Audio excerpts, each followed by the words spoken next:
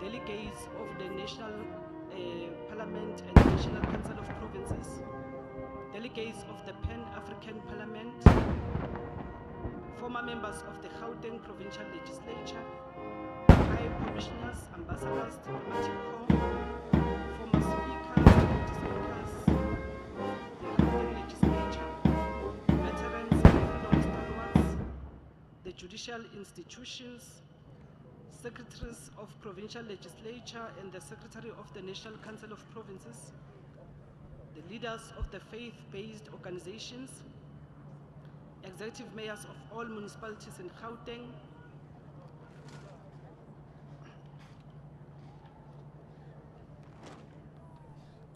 Ladies and gentlemen, you may be seated. Council and councillors present, the South African Local Government Association, Brigadier General Guest M.A. of Jamangile, Premier, the Chaplain General of the guest South of the African Speaker, National Defence Force, guest is of the requested to Deputy lead us Speaker, in scripture the reading and guest of prayer. the Chair of Chairs, the guest of the Deputy Chairperson of Committees, the guest of the Secretary, former Premiers, leaders of the Services Board and its committees, municipal managers and MMCs of the host region, which is the city of Joburg, all strategic corporate partners present,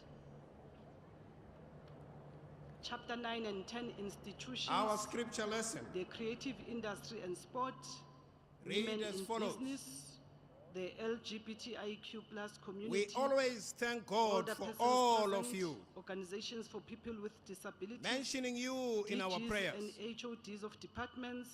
We all continue to representatives of the remember business before sector, our God and the our Father organized labor, leaders and guests your of work political produced parties, by faith, traditional leaders, your labor religious prompted leaders by and love, members of various faiths, and your endurance youth inspired by hope. organizations, the academia, NGO, We the have been AIDS permitted Council, by God media and all other this morning guests. We are all welcome. to celebrate Let me the also, lives in the meantime, apologize if I did of not people mention your name or your of organization. sterling qualities It's whose because I have not received the unselfish script sacrifices properly. made can such only an acknowledge indelible and everyone lasting present. impression. I've also seen the deputy We have minister. come because it is an Thank you opportunity very much for attending to give our God sitting honor and this glory morning.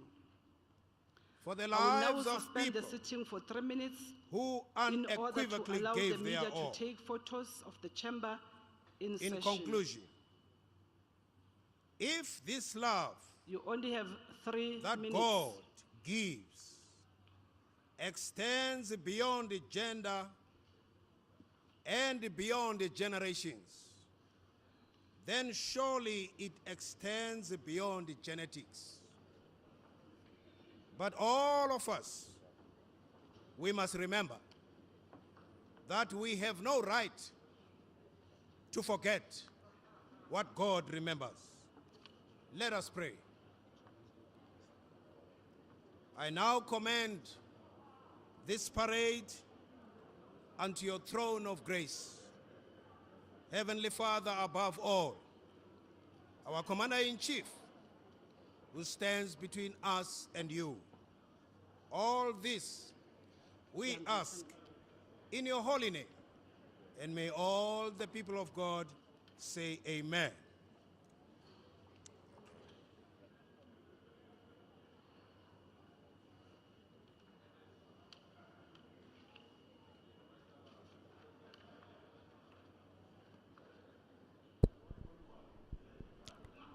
The President of the Republic of South Africa is requested to address the parade.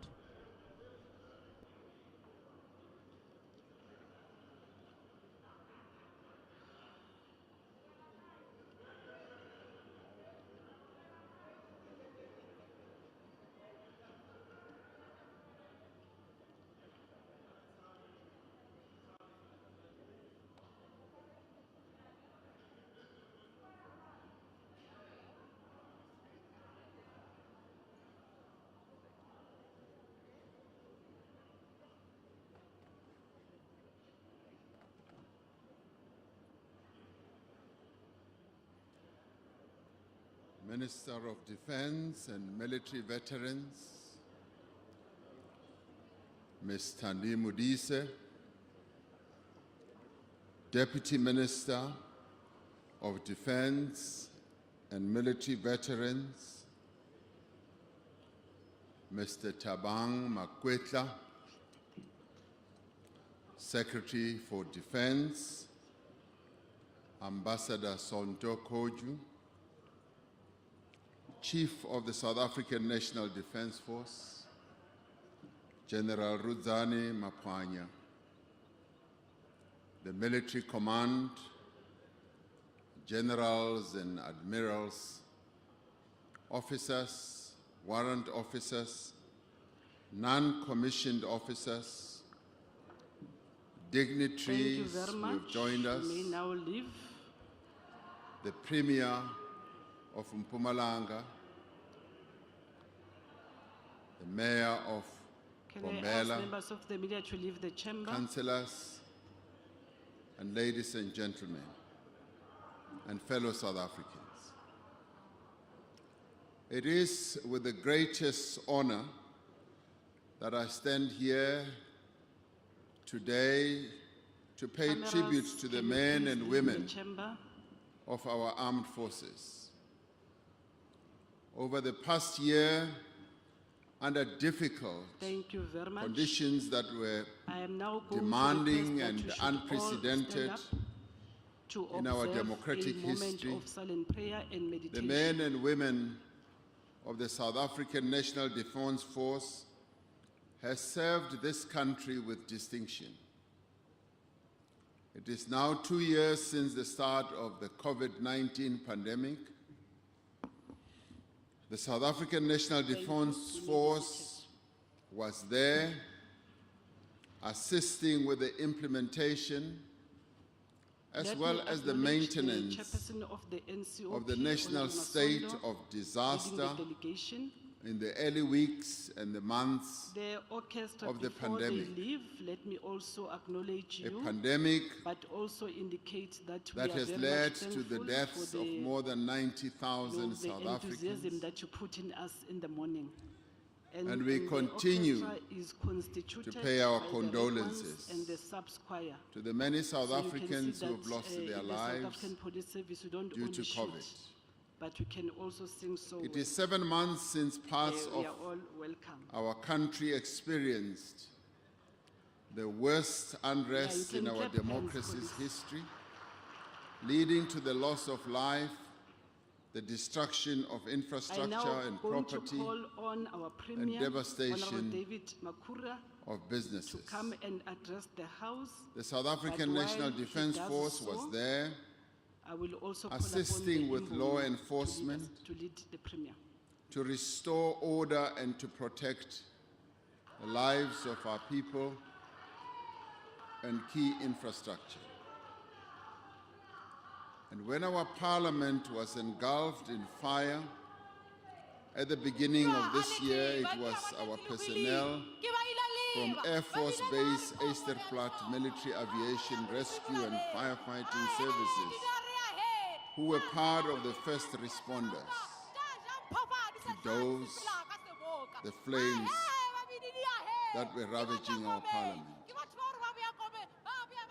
In neighboring Mozambique, a cyclone caused flooding and devastation.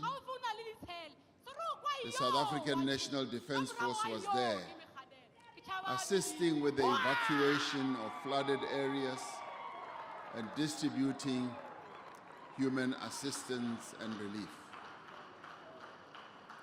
The government of Mozambique, our sisterly neighbor, continues to battle a deadly insurgency in the north that poses a threat to the security and the stability of our entire region in Southern Africa. Now my speech is... The South African National Defence Force is there, deployed as part of the SADC mission in Mozambique, working alongside a number of other nations in our region. I had the privilege of meeting with the troops earlier this month Madam when I Speaker, attended the National Heroes Day Honorable celebrations in Mozambique.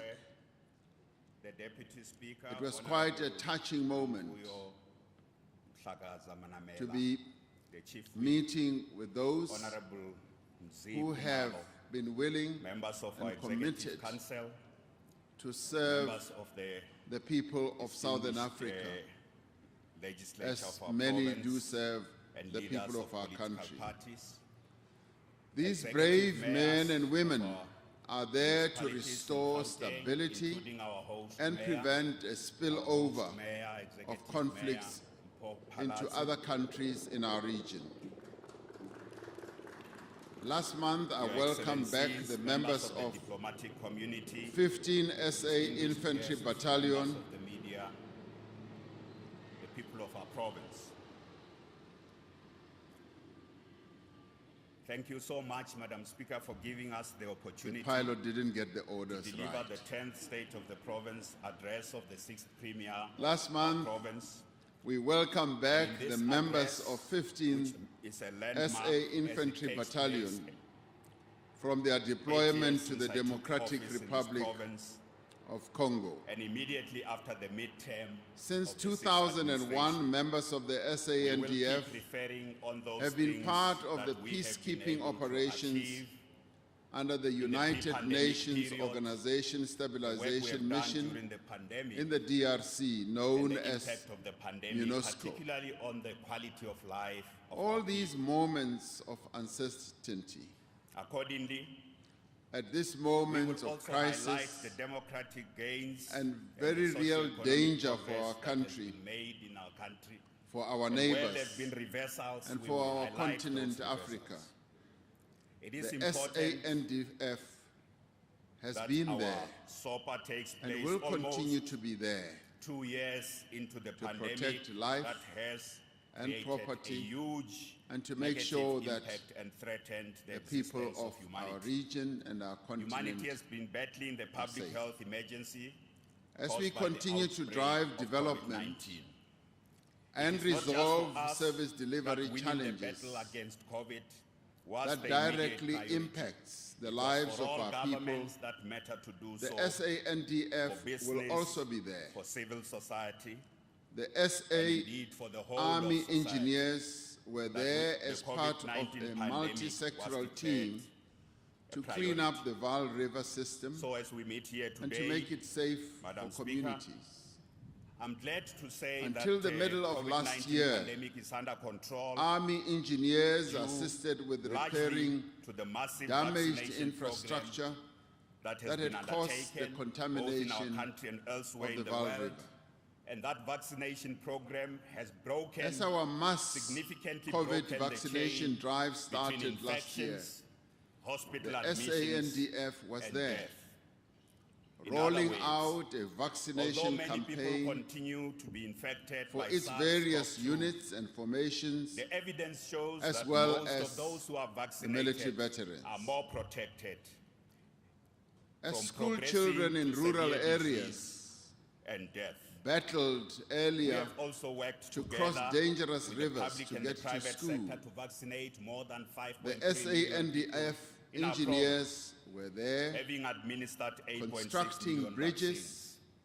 as This part of 5.3 million the individuals Welisi's Rural are much Bridges more program. secure today than ever before. According to our constitution, Honorable members, please the join primary me in objective conveying our heartfelt gratitude of the armed to our forces healthcare is to professionals, defend both in the public and to the protect private the sector, Republic and its people. for their outstanding service. The SANDF has more than lived up The to this healthcare task, workers in the public particularly and the private over the sector past have year, performed an outstanding when our service country to the people of this endured province in the great most difficult time tribulations in and the trials. lives of our democratic nation. How apt We need then to is remind the saying ourselves that that SARS-CoV-2, truest that is measure of coronavirus, courage is still is out there perseverance infecting people under and pressure. reinfecting people. We as the also Commander-in-Chief of the SANDF, that armed with I could not be vaccines, prouder masks, of our soldiers hand sanitizers, and of all of you better who are here. ventilated environments, Our nation could not be continuing with prouder physical of you. distancing and greater levels As a of people, vigilance, We are We are reassured indeed winning that the no battle matter the against circumstances of our COVID-19, nation particularly faces, because it is more the contained. SANDF will always And be there, scientists are saying it could soon ready, become willing, and just committed endemic, moving to from a serve pandemic the people of our to country. just being endemic. The In this SANDF is context, one of the honorable last members, we are lines of boldly defense shifting our to main restore order, focus and principal energy to maintain calm, to tackle the to support our unemployment people, through economic and to recovery defend the and territorial reconstruction. integrity. And it is this of our unemployment which has become critically The terrible something that experiences requires of an July emergency 2021 response, unrest and the kind of left response deep that we wounds. gave to COVID-19. tested the authority of After the so state much death and so much and the destruction strength of our with democracy. regard to lives and livelihoods. At that moment of great crisis, the With the sight greatest of sense a of uniformed urgency, the SANDF greatest member sense of out there, and coordination demonstrated and just the during sight our of a emergency SANDF response to the vehicle, COVID-19 pandemic. keeping us safe, Honorable members, in a restoring different calm, period in this House in gave 2018, assurance I quoted from a book at a time when of many A Time were for fearful. New Dreams. Their Today, presence reminded I us cannot once resist to more go that back to we that do have powerful words honorable of armed this greatest forces son of the soil who took and an the scholar oath of our continent. to serve and to Because protect us, and in a to never sense, dishonor the where cause we are of freedom. and the kind of spirit we need to rebuild On our Armed country Forces and Day, and we Ben remember the Aubrey says servicemen of the South about- African Native Labour about the Corps time we are in. who perished The during the enemy sinking reminds us that of the SS civilizations Mendi can be built in the on English great Channel failures. It is also on the 21st of February. reminding us that in diversity is not the 1917. end of the story, but We where honor there is all the courage men and vision, women in the uniform beginning of a new one. who have lost their better one lives for in that the matter. line of duty Difficult times at do home one and or two on things external to us. operations. They either break us or they force Today us to go we back pay to special the primal ground homage to of our very Corporal being. Tebogo Adversity Radebe, wakes us up. who was It killed reminds us not of in who Cabo we think we Delgado, are in vanity, province of but Mozambique who we in the are north in late our last year simplicity. It during is a in deployment difficult as part times of the that the great SABC times mission ahead are in dreamt and Mozambique. built brick by brick with maturity also and pay the hope homage that comes to from soldiers wise from action. our neighboring Honorable members, countries we who have have lost also many lost lives their lives. and many livelihoods destroyed And we wish those who since have been the injured advent of COVID-19 in on our shores operations in Cabo Delgado, Mozambique, 2020. to recover. Even with soon. the scale of the adversity we have faced, The entire country some of owes a debt failures of to respond gratitude adequately, to we Tebogo swear Radebe's and we family vow that this for difficult having time selflessly shall shared break him us. with us We shall so rebuild that he and could renew fulfill and move. his patriotic duty to serve the country of his forebears. In pandemic, we will do We so remember all with those urgency soldiers and act with the great sense of an emergency that we face. We will act with agility because unemployment has become a crisis. We have to rebuild and protect our infrastructure. The state of our infrastructure, the dysfunctional state of our infrastructure, and therefore our inability to deliver basic services to our communities constitutes itself an emergency. The increasing levels of crime and the sense of insecurity amongst our people requires an emergency response. Corruption requires us to respond in that same emergency mode we did during the fight against COVID-19. So, Madam Speaker, in this State of the Province address, it's all hand on deck as we move forward. And we have titled this State of the Province address from the public health emergency to the economic and service delivery emergency. And in so doing, we are also speaking to the leaders in local government. The way we work together during COVID-19 is the same way we must work together in response to these other emergencies that we outline in this speech. We have learned many lessons in our battle against COVID-19. These lessons include social mobilization and social compacting, promptly and decisively acting against crime, including taking action against corruption, interdepartmental and intergovernmental collaboration and cooperation to break silos. So as we make the economy and jobs the center stage and the #1 priority in the next 2 years, we will also work closely with national government, our municipalities to accelerate service delivery and focus on improving infrastructure, as I said. This includes access to housing. We saw during COVID-19 that there are certain interventions we can make to respond to the crisis of homelessness. Access to energy and electricity. We have a huge crisis. Many of our communities that gain access to electricity are facing an erosion of that as they are getting switched off and there's load shedding all over again. Access to clean water, access to sanitation, road maintenance, visible policing, quality education, and quality healthcare.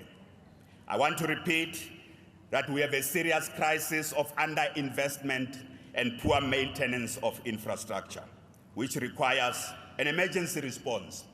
We also have a serious crisis of vandalization of our infrastructure. We will give more details of how we are going to respond to this situation as we move through this State of the Province address. So starting with the economy, it is important that we understand that our province has come a very long way. We have particularly come along a positive trajectory of doubling the size of the economy of our province. We know the persistent problem of unemployment and the exclusion of the majority of the people from the mainstream of our economy. That notwithstanding, all surveys and research, particularly those done by the Gauteng City, have shown that Gauteng province was on a continuous investment and real improvements in the quality of life of our people.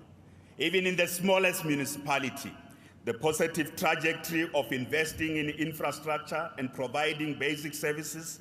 There was a period in our province before 2019 where most of our municipalities were doing well. Report after report from the quality of life survey done by the Gauteng City region showed how municipalities were performing on various areas of basic services and various departments of our province. Those reports were showing that in the entire pre-pandemic period, we were on the up.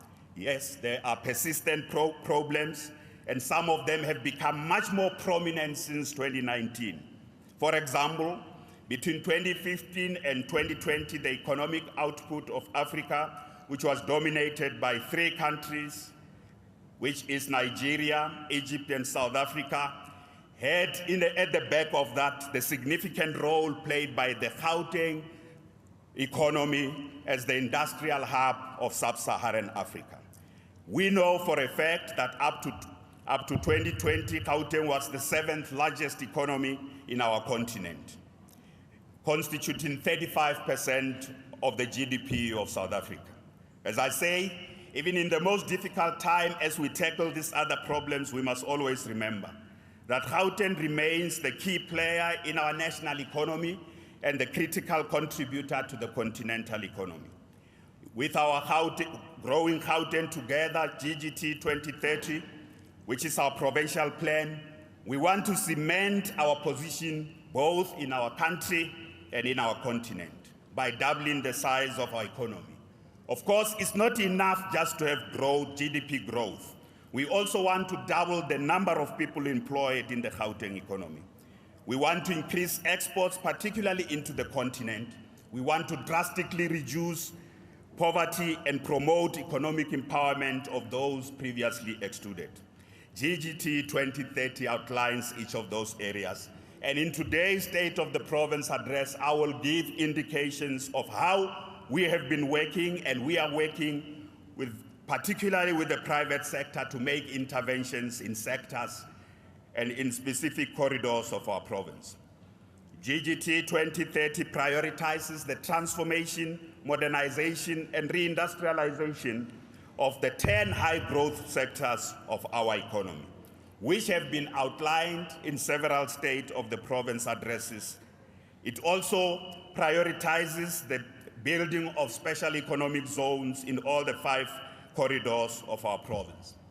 GGT 2030 prioritizes the economic transformation and revitalization of our townships. Learning from our COVID response and appreciating the current challenges we face, increased levels of unemployment is at its worst at the moment, and that youth unemployment constitutes particularly a serious crisis and emergency.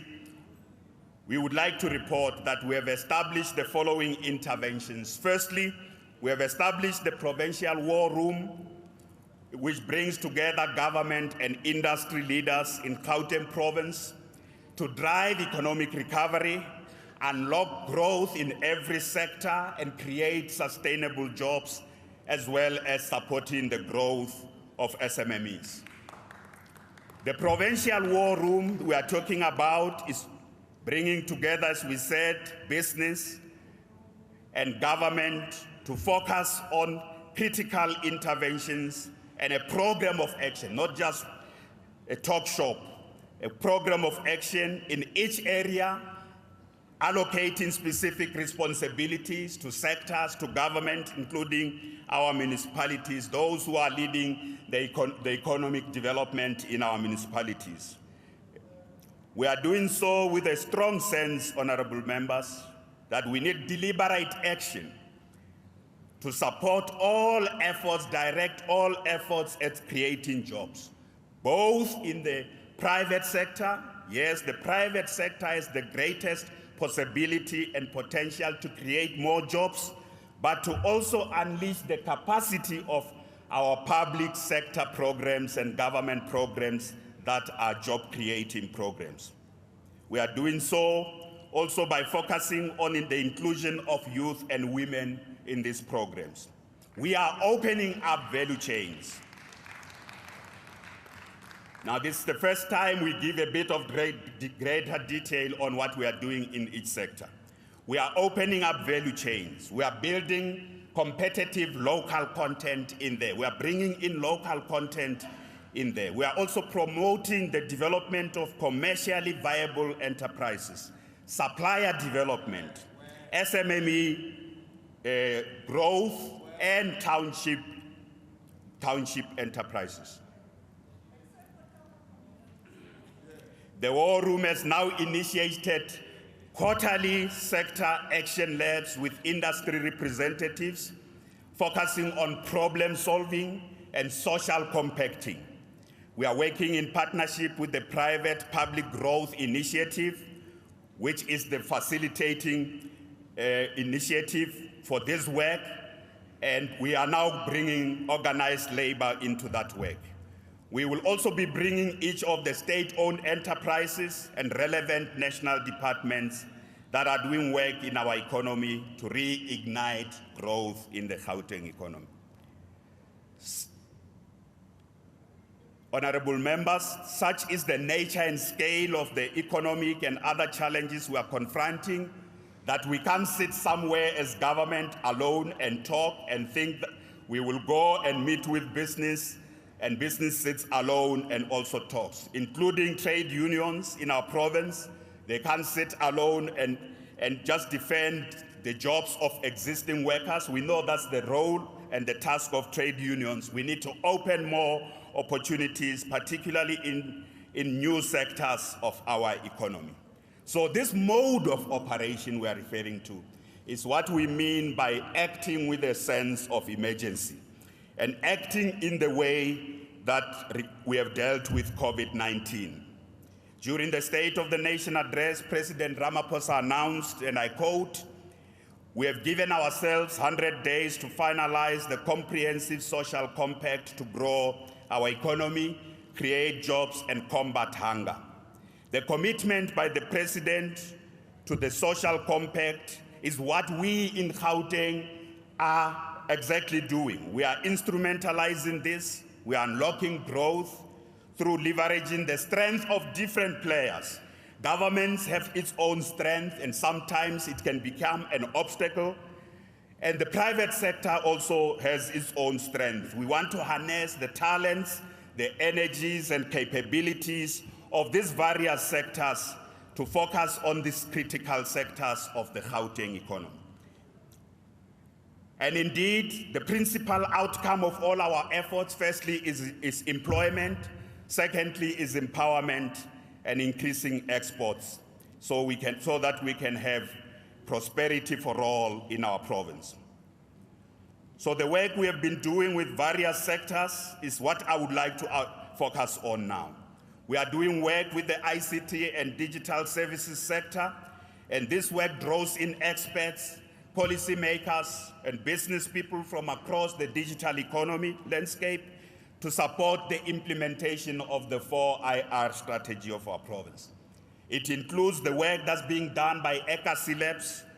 It also includes the work on the township cloud zones, hot desking hubs, and this will be optimal sites for new data centers and big investments in communication technologies. This we do in all the 5 critical corridors of our province, including taking some of these initiatives right into the townships. The provincial government has just partnered with the University of Johannesburg to turn the province mounting e-waste problem. And what is e-waste? That is the disposal of electrical appliances and electronic gadgets, which has become a very big problem for the economy of our province. And to turn this e-waste into an opportunity whilst at the same time protecting the environment. This partnership between the University of Johannesburg and our Department of E-Government is offering an opportunity for young people in particular who are inspired and trained to look at how to recycle e-waste and create meaningful new products from discarded services and appliances. I've had an opportunity to look at some of this in the programs that are run by our Department of E-Government. How young people are turning e-waste into some of the meaningful products that can still be recycled and reused in our economy. Secondly, we are working with the aviation industry and the tourism and hospitality sector here in Gauteng to build Gauteng Air Access Partnership, which will attract more passenger and cargo airlines to operate at OR Tambo International Airport as well as Lanseria Airport. We have been busy through the COVID period, engaging particularly through AXA and some of the airline companies to make sure that OR Tambo and Lanseria Airport become more competitive in attracting some of the major airlines, particularly for cargo and the growth of the passenger opportunities for the growth of the passenger airlines in our province. Due to the impact of COVID-19 on both the aviation industry and the hotel and restaurant subsector, much work is being done together with these sectors to promote recovery and unleash the huge employment potential in the Gauteng province, including on issues of the unique tourism opportunities offered by our economy. This is one sector through which we are doing work. In the food, beverages, and agro-processing, as well as agribusiness sector, we are working with the industry players and organized farmers in partnership with the Agricultural Development Agency to ensure that food security in Gauteng is addressed and to promote urban agriculture as a sector for huge employment and business opportunities. In the previous State of the Province address, I did say Gauteng has not paid attention to agriculture. Now we are sitting together with these various industry players to unlock the opportunities for this sector, especially to bring in women in urban agriculture and young people for smart agriculture. In the past 12 months, we have also been interacting extensively with the cannabis industry role players, and I have identified unique opportunities of this sector in Gauteng province. This year, honorable members, last year I said this sector has opportunities. We must work with the industry players and the regulators to unlock those opportunities. Now we have done work to look at what opportunities there are. You must come with me. I'll take you to where all these sectors are located and demonstrate to you what the cannabis industry is doing in this province. There are many cannabis growers in Gauteng. There are also those who are not just growing, they are already processing. They are already processing medicinal cannabis. If you don't know, please come with me. I will show you, including those who are already producing medicinal cannabis products and retailing those medicinal cannabis products right here in Gauteng, right here in Gauteng. So the biggest challenge, honorable members, this sector, the sector leaders are saying to me, honorable members,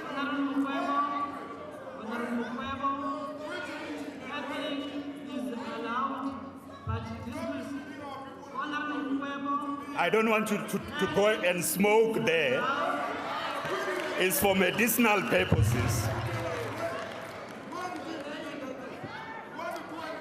So what is the critical issue being raised by this sector, honorable members?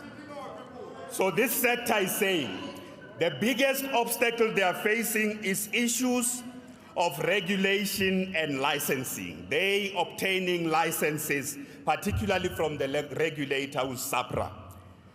Black participants and those who want to grow cannabis are saying the biggest problem for them is access to land and access to financing.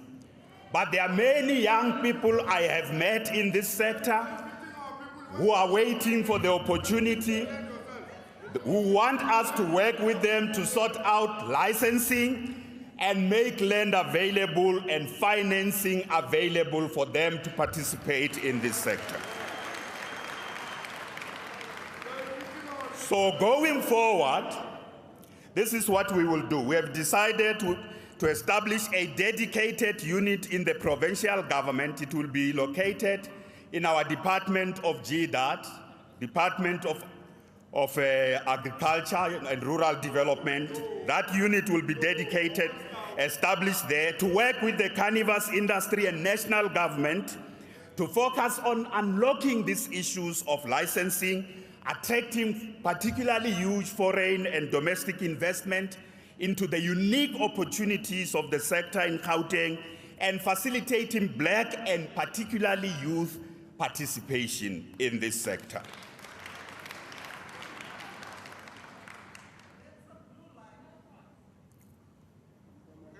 We will give further feedback on all the other sectoral work that is being done, and that work includes the work we are doing with the creative and cultural industries, freight and logistics sector, and the engagements we have had with the freight and logistics sector, the finance sector, construction and infrastructure sector done by our infrastructure departments, and those relevant MECs who are leading this work themselves are consolidating that work back into the war room.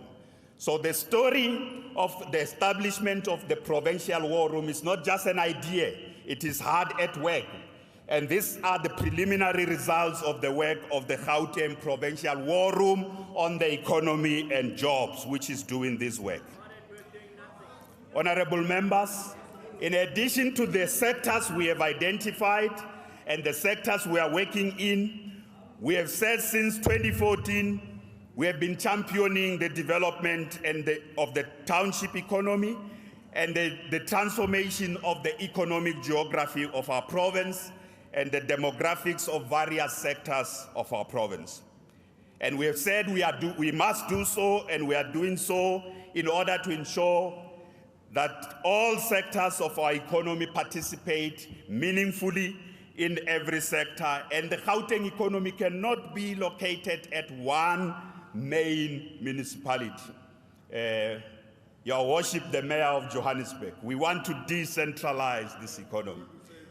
We want to make sure that different parts of our province have growth opportunities so that Johannesburg doesn't carry the burden. Not only the metros as well carry the burden. We want the West Rand and Sidibeng to also be growth points. So that has been our approach to economic development. But we also want physically and geographically, people must not leave the townships to go and look for work. There should also be location of businesses in those townships, and jobs must be created in the townships. So for that reason, we've been the champion also of the Township Economic Development Bill. We have been the champion of Township Economic Revitalization. So, honorable members, those of you who may have not been here should be reminded that between 2014 and 2019, the Gauteng Provincial government supported township businesses extensively through public procurement policy to the value of more than 20 billion rands in buying goods and services from those township businesses. We are going to continue to do so with a greater sense of agency and in an emergency mode to support these businesses. In thinking about supporting the township businesses, we have also focused on supporting businesses owned by women, and to this effect, with 5.6 billion rands in Gauteng as I speak. Over the period from 2014, 5.6 billion rand has been spent on businesses owned by women. The same applies to young people. 5.3 billion rand spent on businesses owned by young people. And with regard to people with disability, just 470 million rand. I know this is not enough. We've got 2% of Gauteng population are people with disability. Supplier development has been an important area of action. We have worked with more than 3,100 township businesses and township suppliers. We know very well that in the townships at the moment, and township businesses are waiting for one thing: the passing of the Township Economic Development Act. And, honorable members, this is in the hands of this legislature. I know, Madam Speaker, that the legislature public hearings are still underway, and our executive keenly awaits the legislature to pass this law so that I can assent. We keenly await the passing of this law so that I can assent. I want to repeat that the Township Economy Bill is about helping us to create new development regulations and do away with all those bylaws. We involved our municipalities in this. Many old bylaws that make it difficult for businesses to be established and to operate and to grow, including informal businesses. This is a new smart regulatory and supportive regime that this legislature must pass to ensure that we also formalize 90% of those businesses that are informal, that want to formalize, to enable them to really grow and get financial support. Secondly, this bill is going to also formalize the establishment of the Township Economy Fund. So the Township Economy Fund, as I speak, has grown to over half a billion rands. In one of our war rooms, there are further discussions. We are bringing in more partners. It will grow to 800 million rands this year, the Township Economy Fund. So as soon as you pass the Township Economy Bill, the Township Economy Fund is available, is ready to support all this, the growth of these township businesses. So, honorable members, we really want to also create through this bill a legal framework that will enable the provincial government to support what's called township real estate. Often what is called the back rooms, where there's rent, lots of people are renting. Those back rooms, where lots of people are renting, the formalization of that process, that these are income generating opportunities for most of the people in the township. So their formalization that it's not illegal to have a back room and have people renting, because it is supporting livelihoods and incomes. But often mayors will know, often these back rooms are overloading our infrastructure. They are not connected properly to sewer. They are not connected properly to electricity. Some of them are also not being built properly because they often all pay to the main house. And that's where we have many problems of the growth of the debt in our municipalities. This formalization will include turning the taxi industry ranks into business hubs and turning many of our township commercial nodes into high streets. This is part of what the township bill is meant to do. So the people in our townships have given us feedback that they really want the township economy bill to be passed now and this year. I have been saying last year it will be passed. It must be passed by this House. And they are all echoing in the public hearings. And if you are not in the public hearings, it's your problem. Honorable Mpapa will tell you, they all are saying that they want the opportunities to go to the local residents of our townships. That's what they are saying. They're saying these opportunities of the bill must not go elsewhere. They must not be hijacked. They must go to local residents of our townships to rebuild businesses in our communities. They've been echoing this with a great deal of urgency. I want to also say to you, we are already disbursing 100 million rands to support the recovery and the rebuilding of township businesses affected by the July unrest and the COVID-19 pandemic. And we are already working with the IDC in disbursing this 100 million rands. We have ongoing work, honorable members, that tells us that although many businesses collapsed in our townships and many businesses faced serious challenges, some disappeared, but there are businesses that have survived. There are township businesses that have survived. There are township businesses that are continuing to operate, telling us inspiring stories of how they want to build back, how they want to grow, and how they want to overcome any future pandemic. In the past year alone, we have worked with 56 township businesses which are successfully incubated in the provincial government ECAC labs. These 56 township businesses are successfully incubated in the provincial government ECAC labs. One of the stories of this ECAC labs is the Tembisa ECAC lab, Honorable Lesufi, where we have incubated some businesses there. In the Tembisa ECAC lab, there's Pumzile Mtembu, who had been unemployed for years. She's a proud owner of Ingweti Pty Limited. This is the first baby skin care brand from Tembisa in Ekurhuleni, which is trading as Pure B Baby Care. Made in the township, made in Tembisa.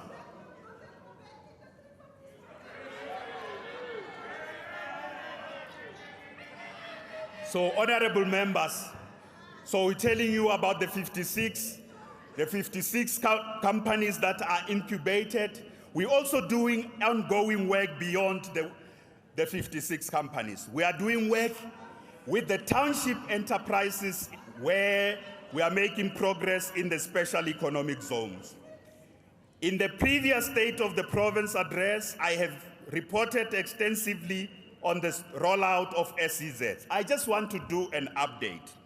Firstly, with the construction of the Tshwane Automotive Special Economic Zone, which was built in the midst of COVID-19. This is a special economic zone built in the shortest time in South Africa in the midst of a pandemic. That Tshwane Automotive Special Economic Zone is progressing very well, honorable members.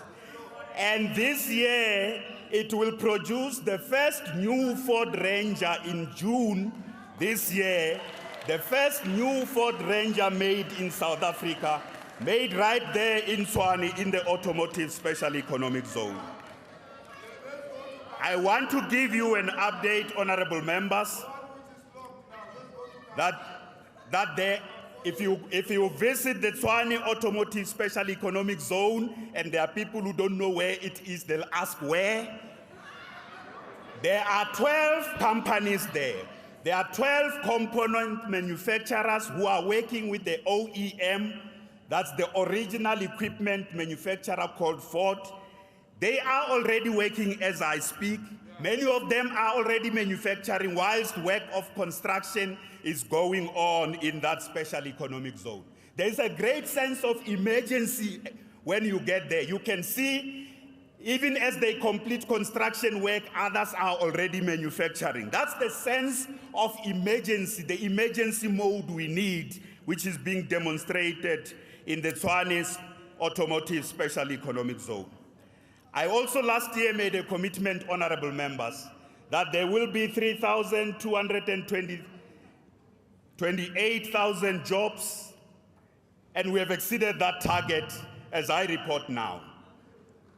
The new jobs created between the last SOPA and now, our target was 3,228. We have 3,440 jobs that have been created in that. In the last SOPA, I reported that R500 million in that SEZ has been spent on the township businesses, has been spent on supporting township businesses. I am very happy to say R1 billion has now been spent on supporting SMMEs and township businesses. So that amount has doubled in the period. And honorable members, I want to tell you a story. In the Tshwane SEZ, there are no disruption of projects. There's no stoppage of projects there. The township enterprises and the SMMEs there and the communities involved in defending the development and the project construction going very well there. Let's give the people of Mamelodi a big round of applause. Anyone who tries to go and disrupt that project, it is the community and the people there who are protecting it. And thumbs up to the community of Mamelodi.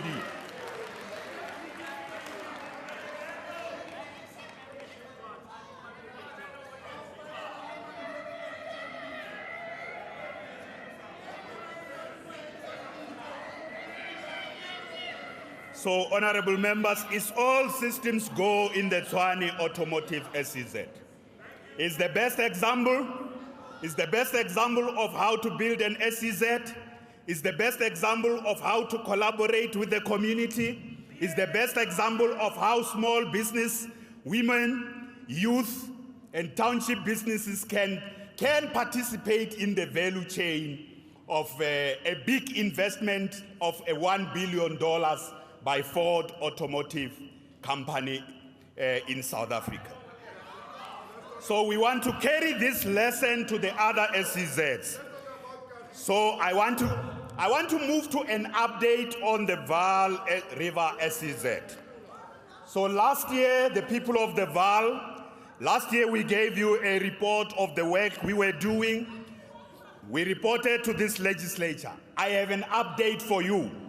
In October last year, in the midst of COVID-19, we convened a conference, an investment conference in Sidibeng, and at that investment conference, we had we had not foreign investors. We had businesses, South African businesses.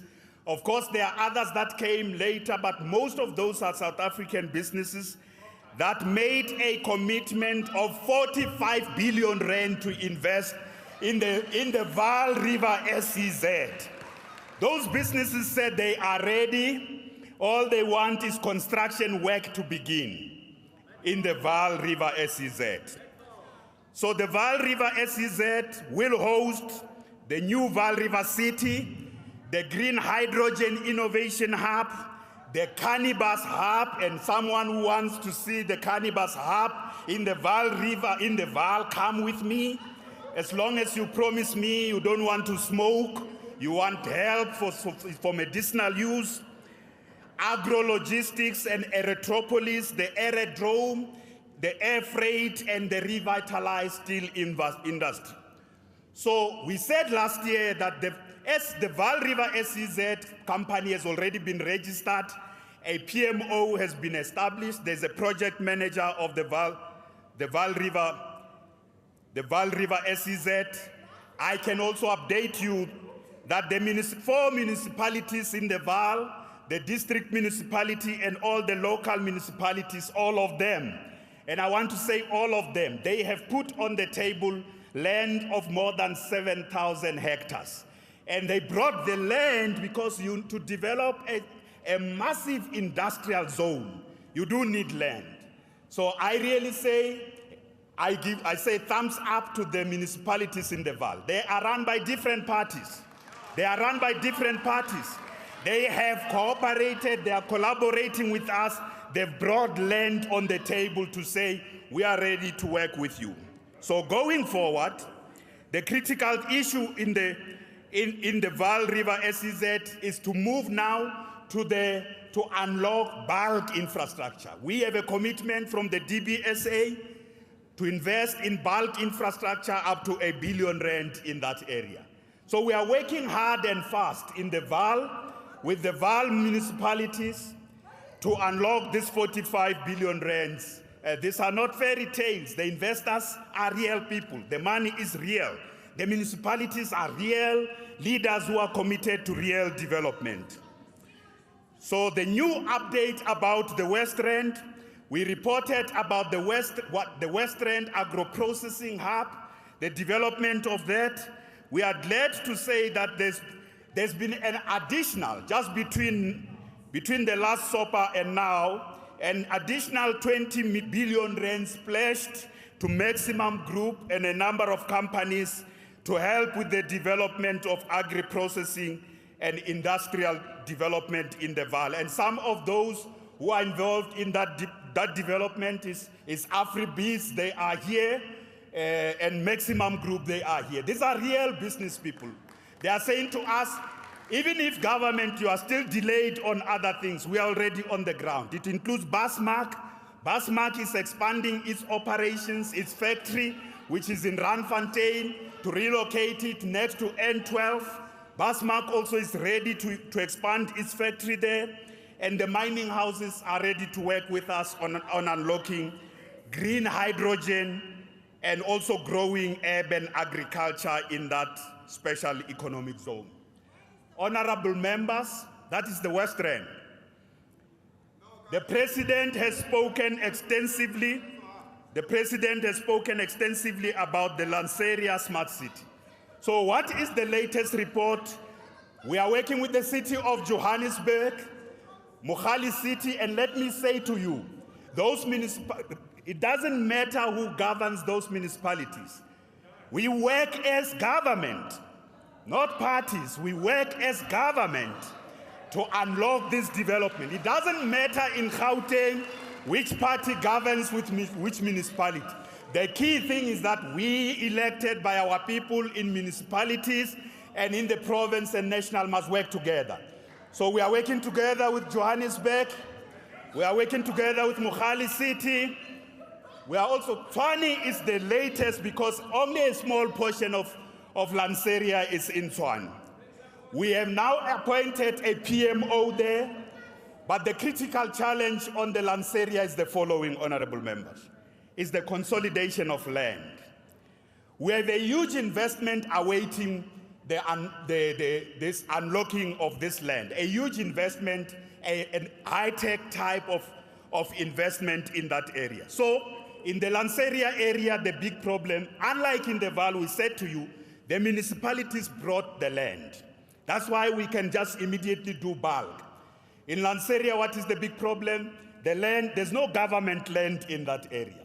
Of course, all the landowners have been engaging with the different government departments, and it is absolutely important that this year we move. Because again, what is the critical? The DBSA is also ready. The DBSA as an implementing agent is also ready to roll out bulk. And I am awaiting the announcement by the Minister of Finance about some of the assistance provinces are going to get on bulk investments to unlock growth. I'm awaiting that announcement. And we are looking forward to moving this year. Of course, I say, in that, with the Lanseria Smart City, the critical issue is unlocking the land. The investment on bulk is readily available.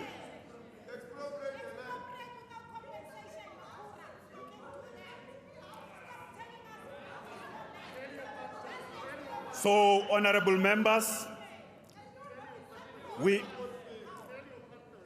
are also working with the Global Business Services on the Global Business Special Development Zone. It may not be an SEZ historically as it was, and with the people who are owning Nasrec, we have huge investment there in Nasrec done for the 2010 World Cup. That is ICT infrastructure that is sitting there in Nasrec, is awaiting the Global Business Services moving into that area and locating there to develop a new Global Business Services hub around that area.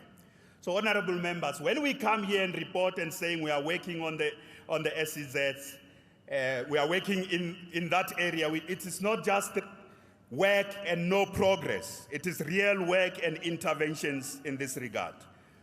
We are also focusing on infrastructure investment. One of the key things about infrastructure investment is that in all the economic interventions, you do need bulk infrastructure. I've already said that. You also need other type of infrastructure to enable businesses to operate there, including a broadband infrastructure, some of it through in private sector investment, and others through our own GBN network expansion in those areas. And the aim of infrastructure investment is about creating employment, but also enhancing the delivery of basic services, including access to housing, schools, health facilities, roads, electricity, as well as water and sanitation.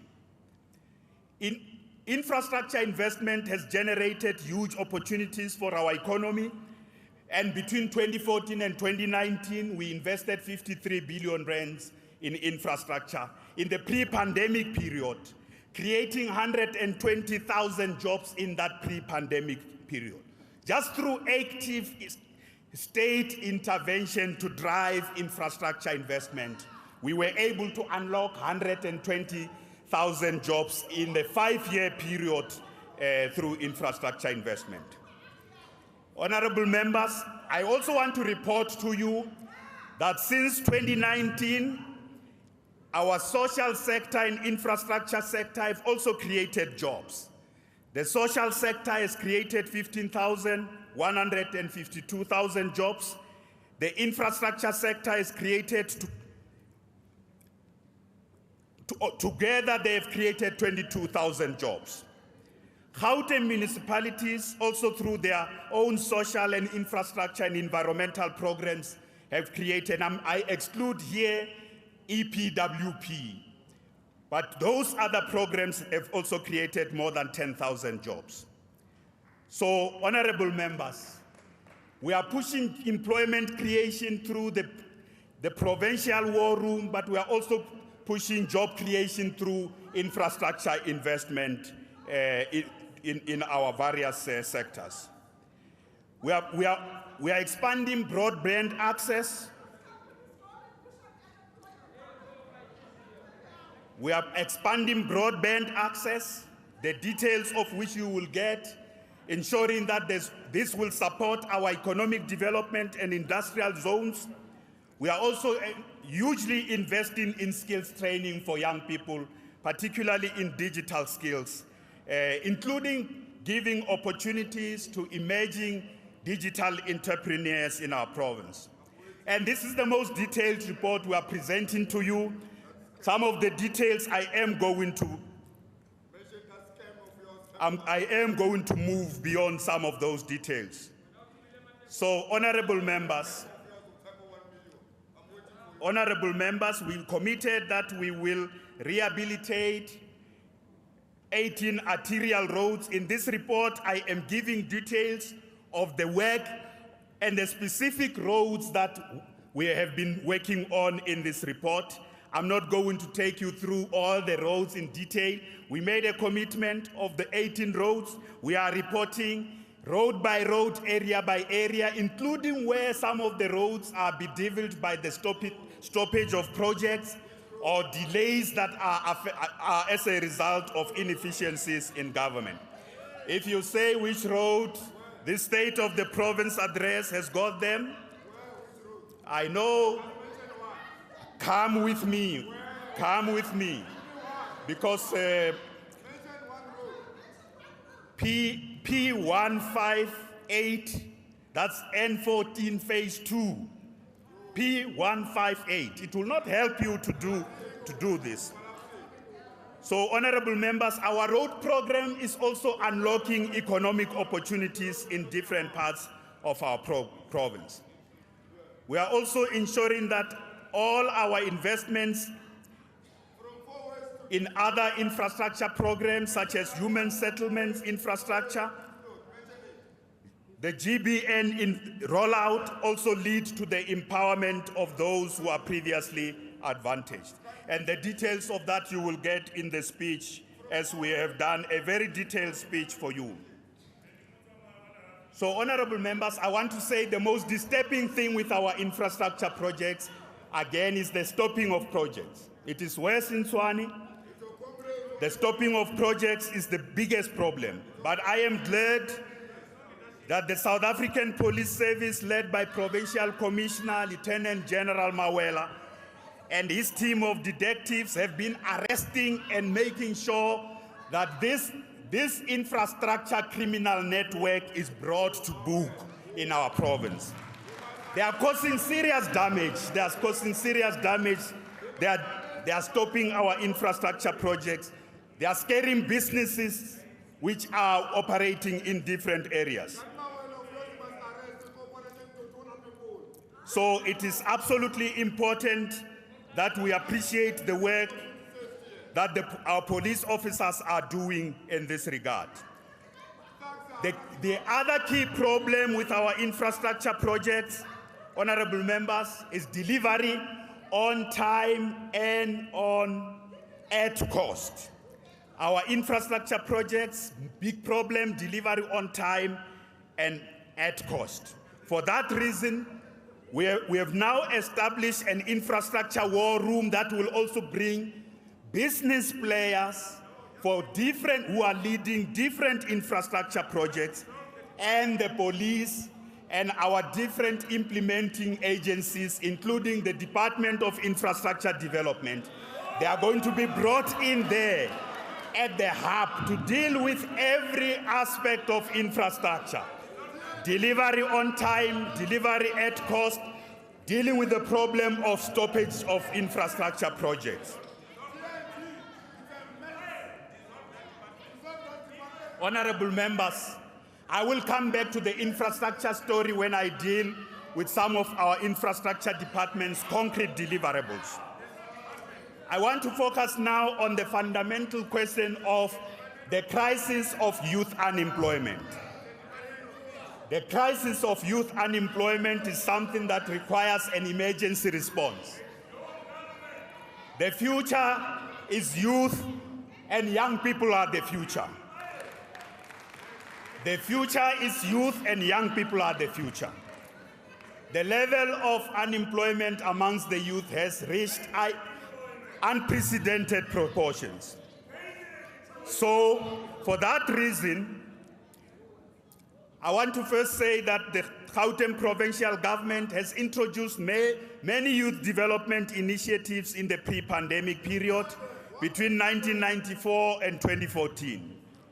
And in 2014, we moved that process to the next level by introducing the SOPA program, which started as 500,000, and then it became SOPA 1 million. I want to give you irrefutable data and evidence of what this program has done. Between 2014 and 2016, the initial phase of the SOPA 500 program was able to give opportunities through training, through entrepreneurship opportunities, but also bringing into the labor market our young people, a total number of which at that time was 211. 211,000 young people in the first phase of that program. So that was the first phase of the SOPA program. In the second phase of the program, between 2017 and 2021, the program was upgraded into SOPA 1 million, working with Harambee Youth Accelerator, and we have been able to listen carefully. In the second phase of the program, we have been able to impact on young people through the different pillars of this program by opening labor market opportunities, in other words, access to jobs, training, demand-led training opportunities, and some of them including getting them entrepreneurship opportunities. So in the second phase, we were able to reach 718,000 young people across Gauteng province. In the second phase, now if you add 211 and 718, you can see we are approaching 1 million in terms of the impact on young people. So for this reason, we don't want to talk about SOPA 1 million anymore. We just want to talk about SOPA. We just want to talk about SOPA. We have been able, through this program, 60% of the beneficiaries are young people. Now let me tell you an important story. The President of the Republic of South Africa, President Ramaphosa, established the presidential program called Yes for Youth. Learning, drawing lessons from what we were able to achieve through the years of SOPA 1 million. It's now a national program, and important lessons are being drawn from there. I also want to say to you, Mapungubwe Institute of Strategic Reflection, MISTRA, is undertaking independent evaluation of SOPA 1 million right now.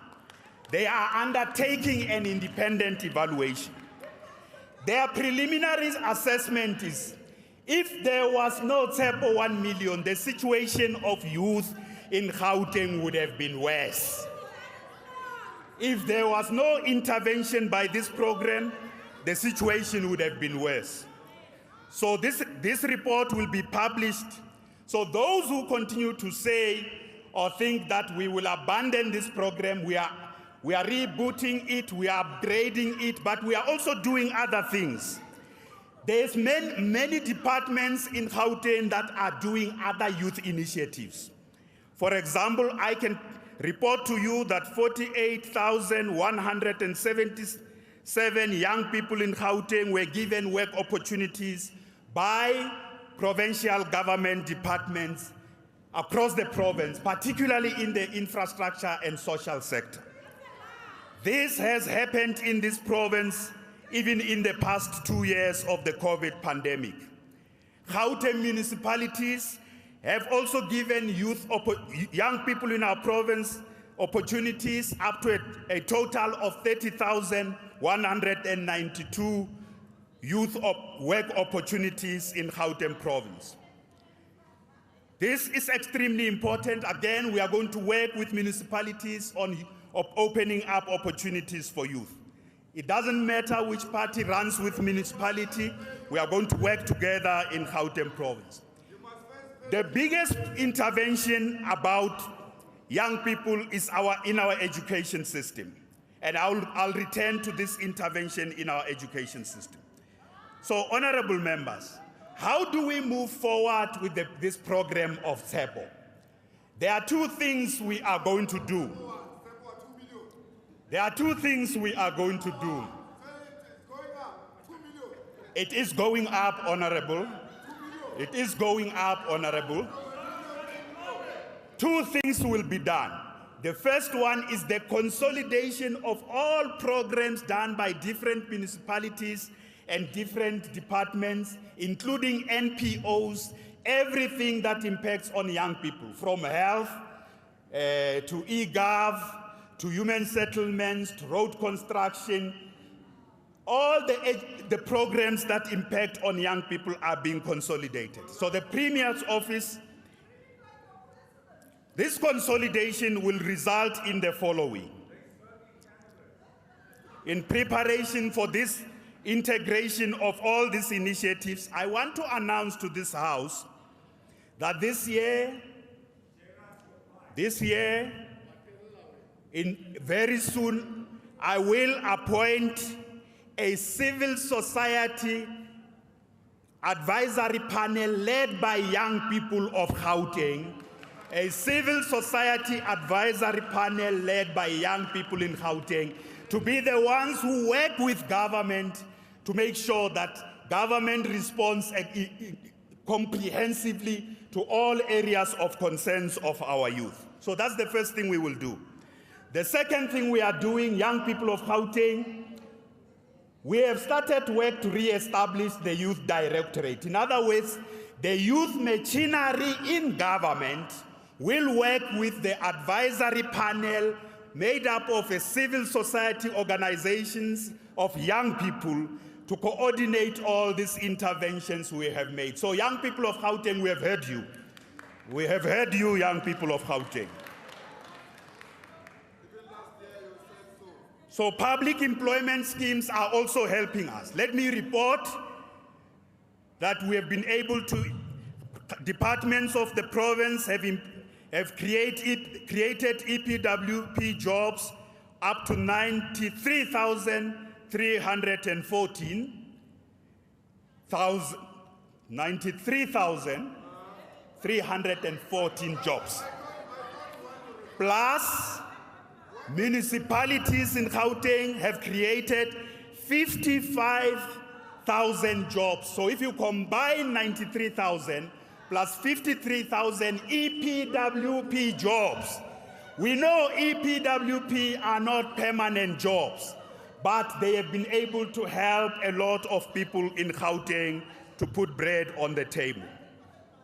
So it is absolutely important that we appreciate these interventions. And these things are happening in the midst of COVID-19, honorable members. We continue to focus on supporting small businesses with our procurement system. We continue to ensure that the Gauteng Provincial government will support businesses owned by women, owned by young people, people with disability, and black businesses in general. So as we do that, honorable members, let me return to our greatest source of pride in Gauteng. Education is the greatest source of pride in Gauteng. It's the greatest source of pride for every family. It's the greatest source of pride in our province. And as Gauteng province, we have done extremely well with regard to education in Gauteng.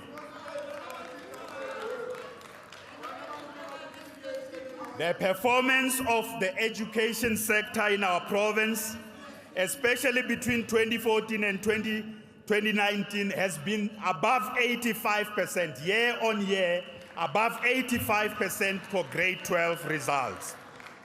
In the best year, we got 89% and we were number 1. But we continue to be amongst the top 2 in the country. We must acknowledge the work that is being done by our districts across Gauteng province. Our districts are always in the top 10, either 4 of them or up to 10 of them in the top 10 in the country. We have also increased throughput rate from 79% to 84% with the last grade 12 results. So, honorable members, we are doing extremely well. We are continuing to focus on ECD. We are continuing to roll out ICT in education. We are continuing to do more investments in upgrading and building more schools in the province of Gauteng.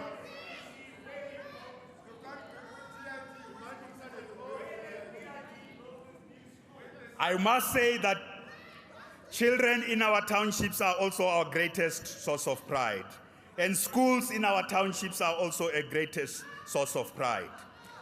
There are schools in Gauteng. A few years ago, these schools were getting less than 50%. Today, they are counted amongst 100%, achieving 100%. And these schools are in the townships in Gauteng province. So, honorable members, we have invested since 2009 2.2 billion rands on bursaries for the children of Gauteng to access higher education. And we have exceeded 30,000 students we have been able to fund to access higher education in Gauteng. Whether you like it or not, they exist. These students give us very, very good feedback. Many of them they do come back and say, we appreciate the support you gave us, but the biggest problem is access to the labor market for these learners. And that's very important intervention that we are making. So the GCRO continues to fund a lot of our students in Gauteng province to ensure we achieve the objectives we have set ourselves. There's many things we can say on education. I want to move to an area that's extremely important for us. Honorable members, crime has now moved to the same top spot like unemployment as a matter of big concern in Gauteng. We have just conducted the latest survey, not just the stats from the police. The latest survey says crime levels are so high, it now competes with unemployment as the greatest issue of concern in Gauteng. We have reported, honorable members, in the last State of the Province address, the work we are doing to support the police in Gauteng.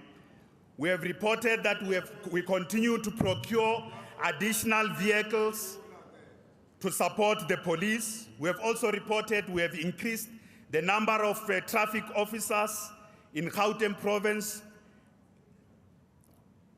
At least 264 of those have already been appointed. We are working with CPFs and patrollers across the province to tackle the issue of crime. I want to say to you that the police through Ukai Mulao have been working very, very hard to chase the criminals in Gauteng province. Through Ukai Mulao. They are visible. The police are visible in various communities in Gauteng province. We know the criminals are making life difficult. I want to assure the criminals that the South African Police Service, at least under the leadership of the Provincial Commissioner General Mawela, I know that they are getting more and more of these criminals behind bars. Under the leadership of General Mawela, more and more criminals are getting behind bars. We are confident that even amongst those under the leadership of General Mawela, the police service is being cleaned up. Corrupt elements amongst the police are getting disciplined and others are getting prosecuted, completely fired from the police service.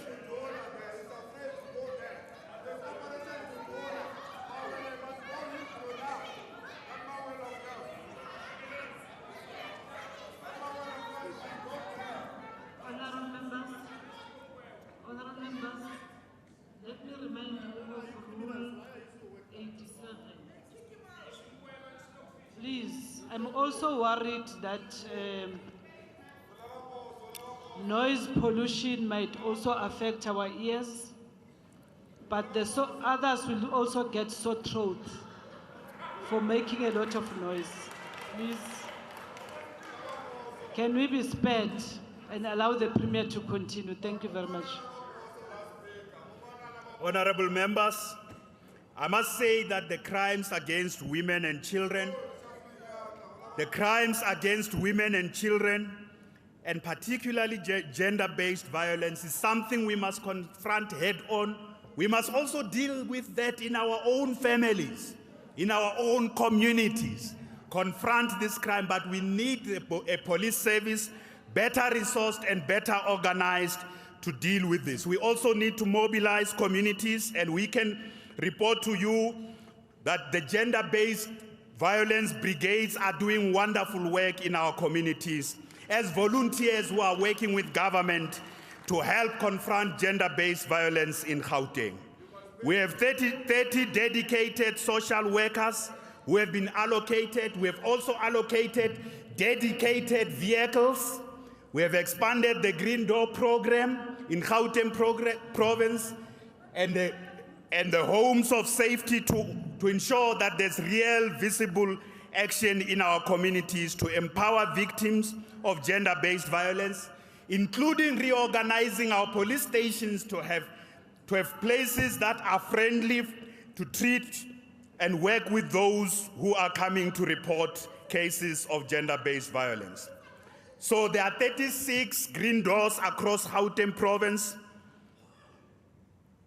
who are addressing all these challenges together with our law enforcement agencies. As a result, we are now reaching 437,000 people across Gauteng who are beneficiaries of these interventions. This is only the beginning, because there are more women and there are more men and there are children in our own communities who are also victims of gender-based violence. I must add, gender-based violence is not only affecting women. Women are the primary victims of it, and the men are the perpetrators, but there are also men who are victims of gender-based violence. And that's why we need a combined effort. We need a combined effort. We need to hold hands. And we need men who can come to the fore and not just say not in our name, but practically work in all these programmatic interventions. So, honorable members, our patrollers are continuing to do work. Our CPF are continuing to do work. Our police are continuing to do work on Operation Ukaimulao. But the criminals are also continuing to do work. The criminals are getting sophisticated day in, day out. So we need a comprehensive response to deal with this. We are still committed to build the command center, which we have announced in 2019. We are still committed to build that. We are collaborating with the private sector on our anti-crime initiatives to make Gauteng much, much safer.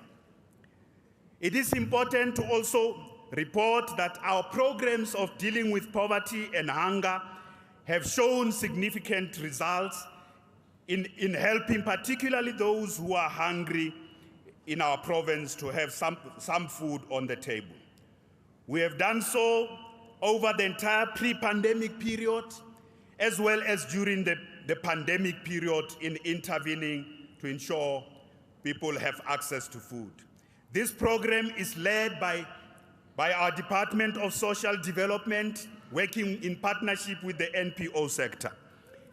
I want to share with you the story of one NPO called Umnoto for Empowerment, which is accredited for providing youth development training, funded by social development in the informal settlement called Video in Meldersdrift in the West Rand. Florence Sibeko, the manager of this NPO, says the following about what they are doing. She says, only this year we have placed more than 300 beneficiaries in the tourism sector, following their completion of training offered to them here at that center.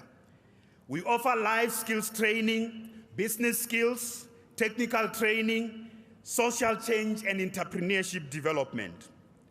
Almost all the waiters and bartenders in the lodges and restaurants in Meldesdrift are trained by us. This is Umnotho. And the entrepreneurs dealing with welding and plumbing around here in the area of the West Rand are also trained by us, including Kagiso, including Manseville. They are also trained. Listen to how the story continues. That over a period, Umnotho survived COVID, is training these people but it is also able to ensure that over 60% of them get jobs once they have completed training. So Umnotho is a primary example of how an NPO in the social sector can help us train, not only train, but ensure access to employment in various communities.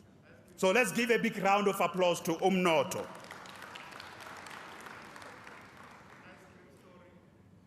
So honorable members, our food security program has benefited over 2.8 million people only just during the period of COVID.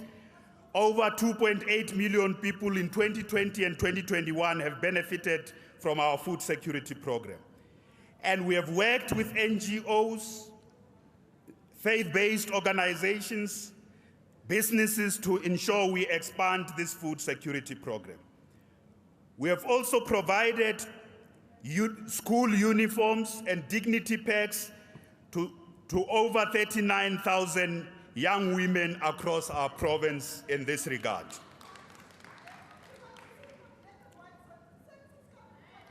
So, honorable members, those who take it for granted that not having food on the table, not being able to feed your children can be a very heart-wrenching and embarrassing and heartbreaking thing.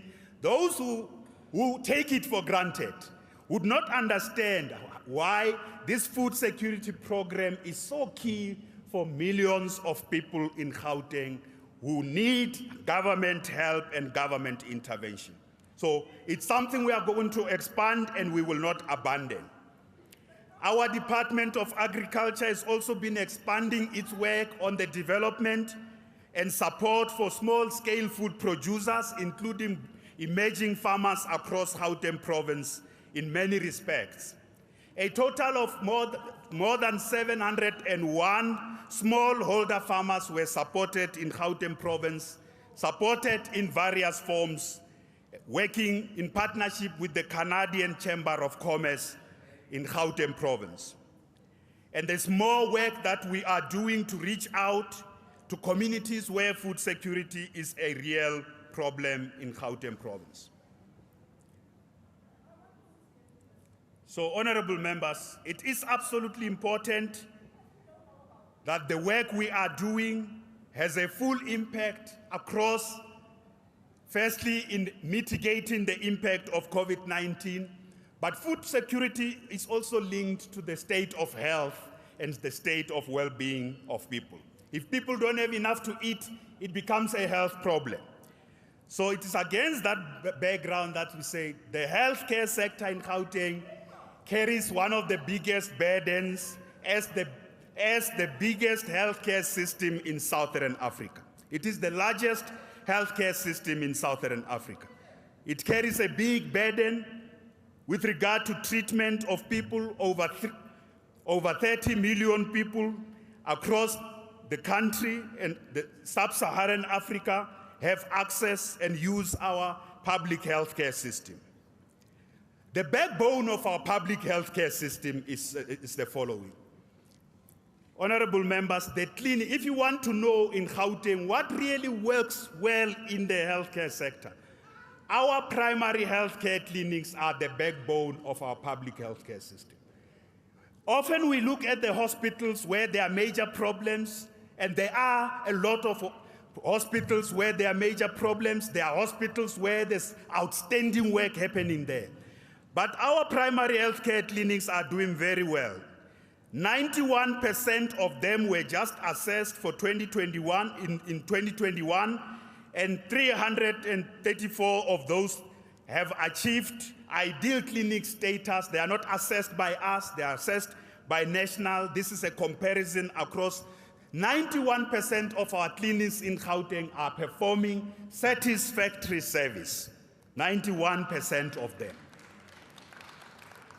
And there are, as I said, there are problems at different levels. Our district hospitals, as well as our tertiary hospitals and central hospitals, with those 60% of them have achieved ideal status. You can see the gap there, because a lot of those ones are faced by the following two critical challenges. The first one is the state of infrastructure. Poor maintenance of infrastructure, especially in our hospitals, is a big problem. Secondly, the second problem is they are overloaded. They have huge human resource demands. The number of healthcare workers versus how many people those institutions are served, the gap is huge. So human resource is a big issue in our public healthcare system. Infrastructure maintenance is a big issue in our healthcare system. It's a critical issue. And lastly, institutional instability, including leadership instability of the healthcare system at different levels. So we give an indication of the top 10 hospitals we identified where we said work must be done and what has been done in this work. But we must tell you that one of the biggest problems, and I'm going to come and give a report on Charlotte Maxeke, one of the biggest problems is the cost and how long it takes to do work on infrastructure, including the infrastructure of our public healthcare system. I have spoken about cost of infrastructure before and delivery on time as the big issue that we are going to be focusing on. So we have invested in some of the infrastructure that helped us to withstand COVID-19. We have reported about that, but we must report here that we are not satisfied with the progress that we are making. And I've said, since 2019, we have also appointed 33 out of 37 CEOs into the posts that exist to address the leadership issue in our healthcare system. And going back, our healthcare system also faces challenges. This is a national problem. The healthcare system is underfunded. It's a problem that everybody raises across the provinces. Whereas we can do everything we must with the resources we have, and they must be directed to the institutions, particularly to address human resource and infrastructure maintenance. But going forward, we are also going to do things differently. We are going to do things differently, honorable members. One of those things is that we want the Department of Health to be able to maintain infrastructure, the health infrastructure itself. We want the Department of Health to be able to do maintenance of its own infrastructure. It's not only the Department of Health. There are several departments that are doing projects that are saying they can deliver their projects at cost and on time. And those departments also themselves, we would like them to prove that they can deliver their project on cost and on time. We are not shutting down DID. We are not shutting down DID. There are interventions that we are making in DID, including the problems. Current investigations have led to the suspension of a large number of officials. You know One of the important things we are also doing with DID, we are the first province to establish a Department of Infrastructure Development. You know, Honorable Damin. Now the Western Cape has just announced that they are establishing a Department of Infrastructure Development. Now others want us to disband the Department of Infrastructure. No, we will not do so.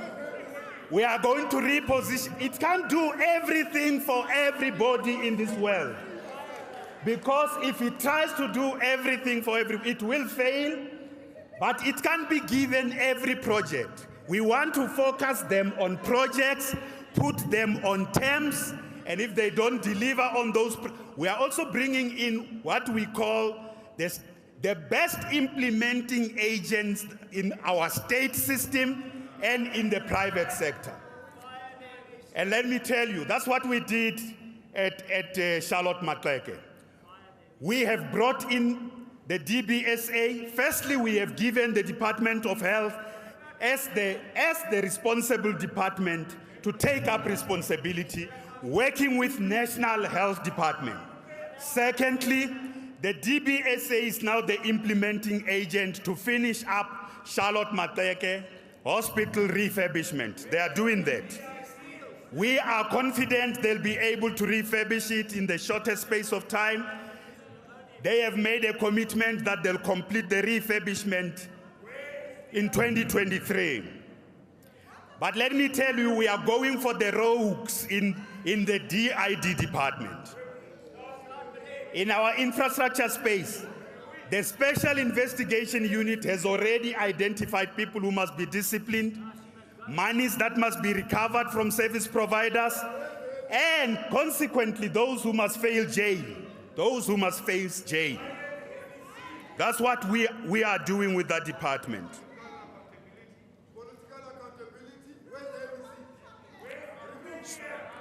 So, honorable members, I want to reassure the people of our province that interventions on healthcare and interventions on overall rollout of infrastructure development in our province is underway. And this is something that will enable us to continue to respond to COVID the way we have done and do also even much, much better.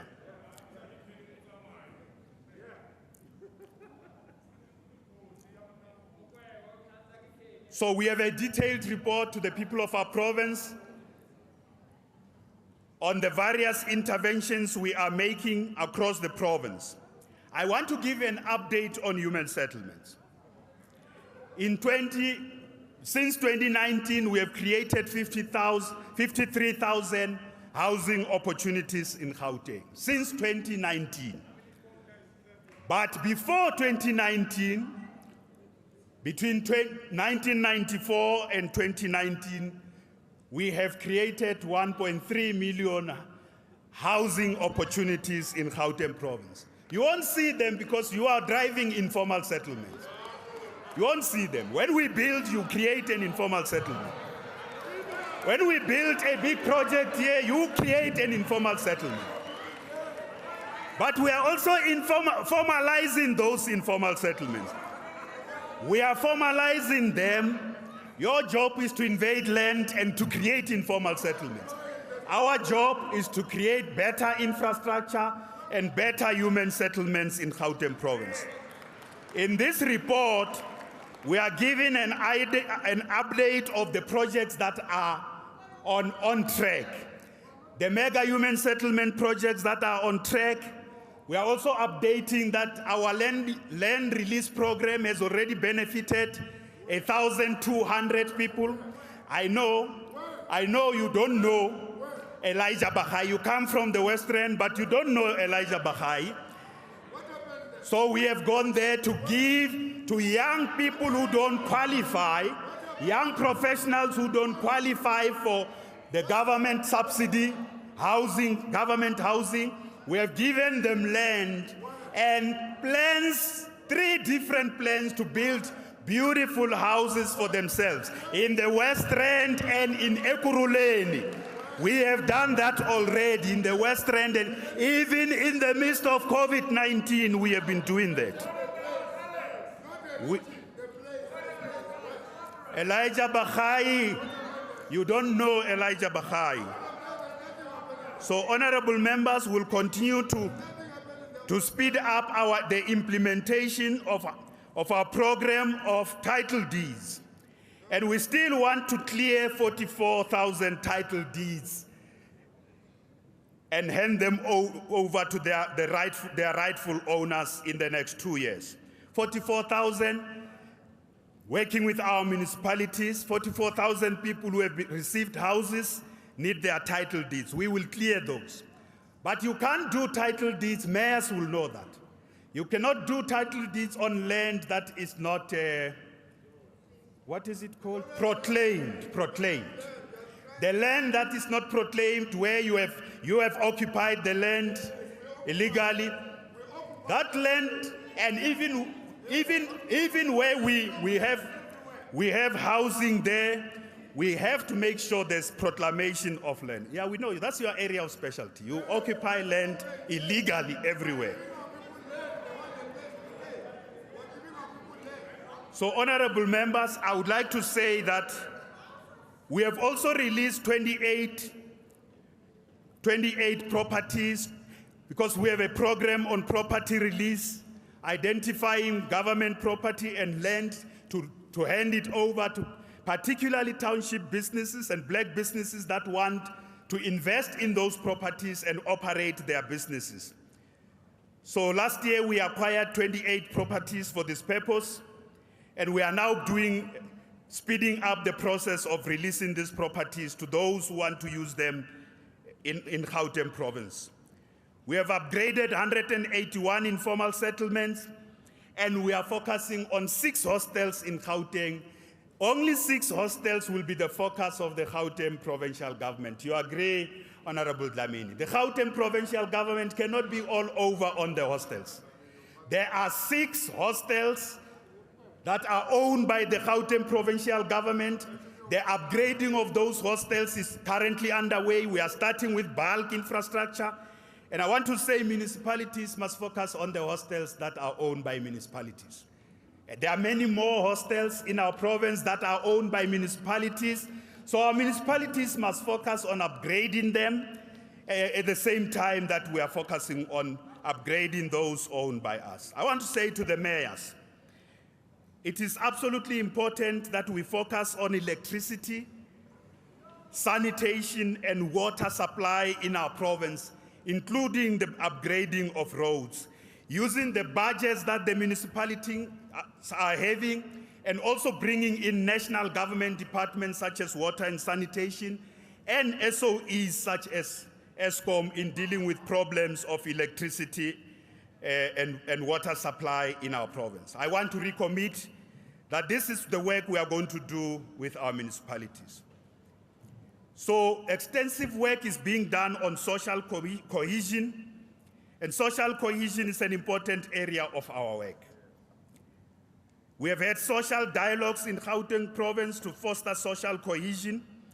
We have also provided support to 2,984 artists and sports practitioners who are affected by COVID-19.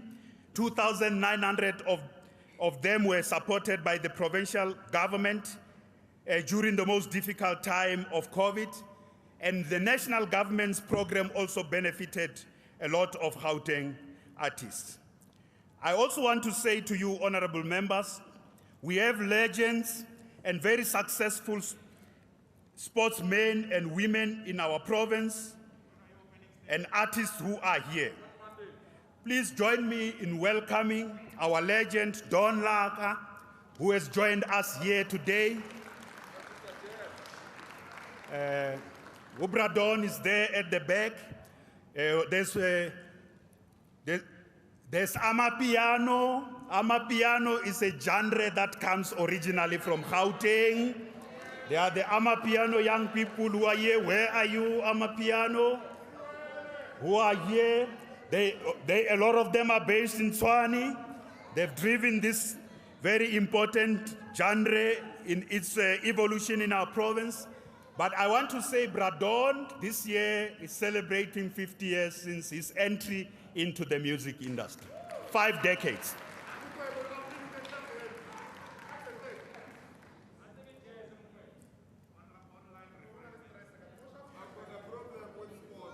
We know the Sundowns team of women are the champions. The Sundowns team of women, there they are the champions. They are the champions. We also have a group of young people in Gauteng who are the champions of chess, who have joined us today. 14 young people, they are school children who are the champions of chess. They are represented by those. Sports and the creative industries, where is Humuso Munchane?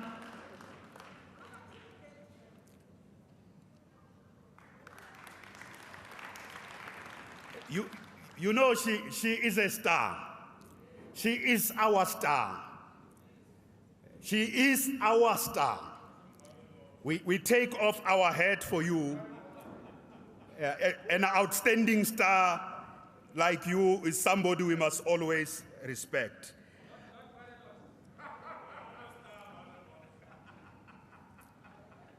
That's Khutatso Munchane. Khutatso Munchane.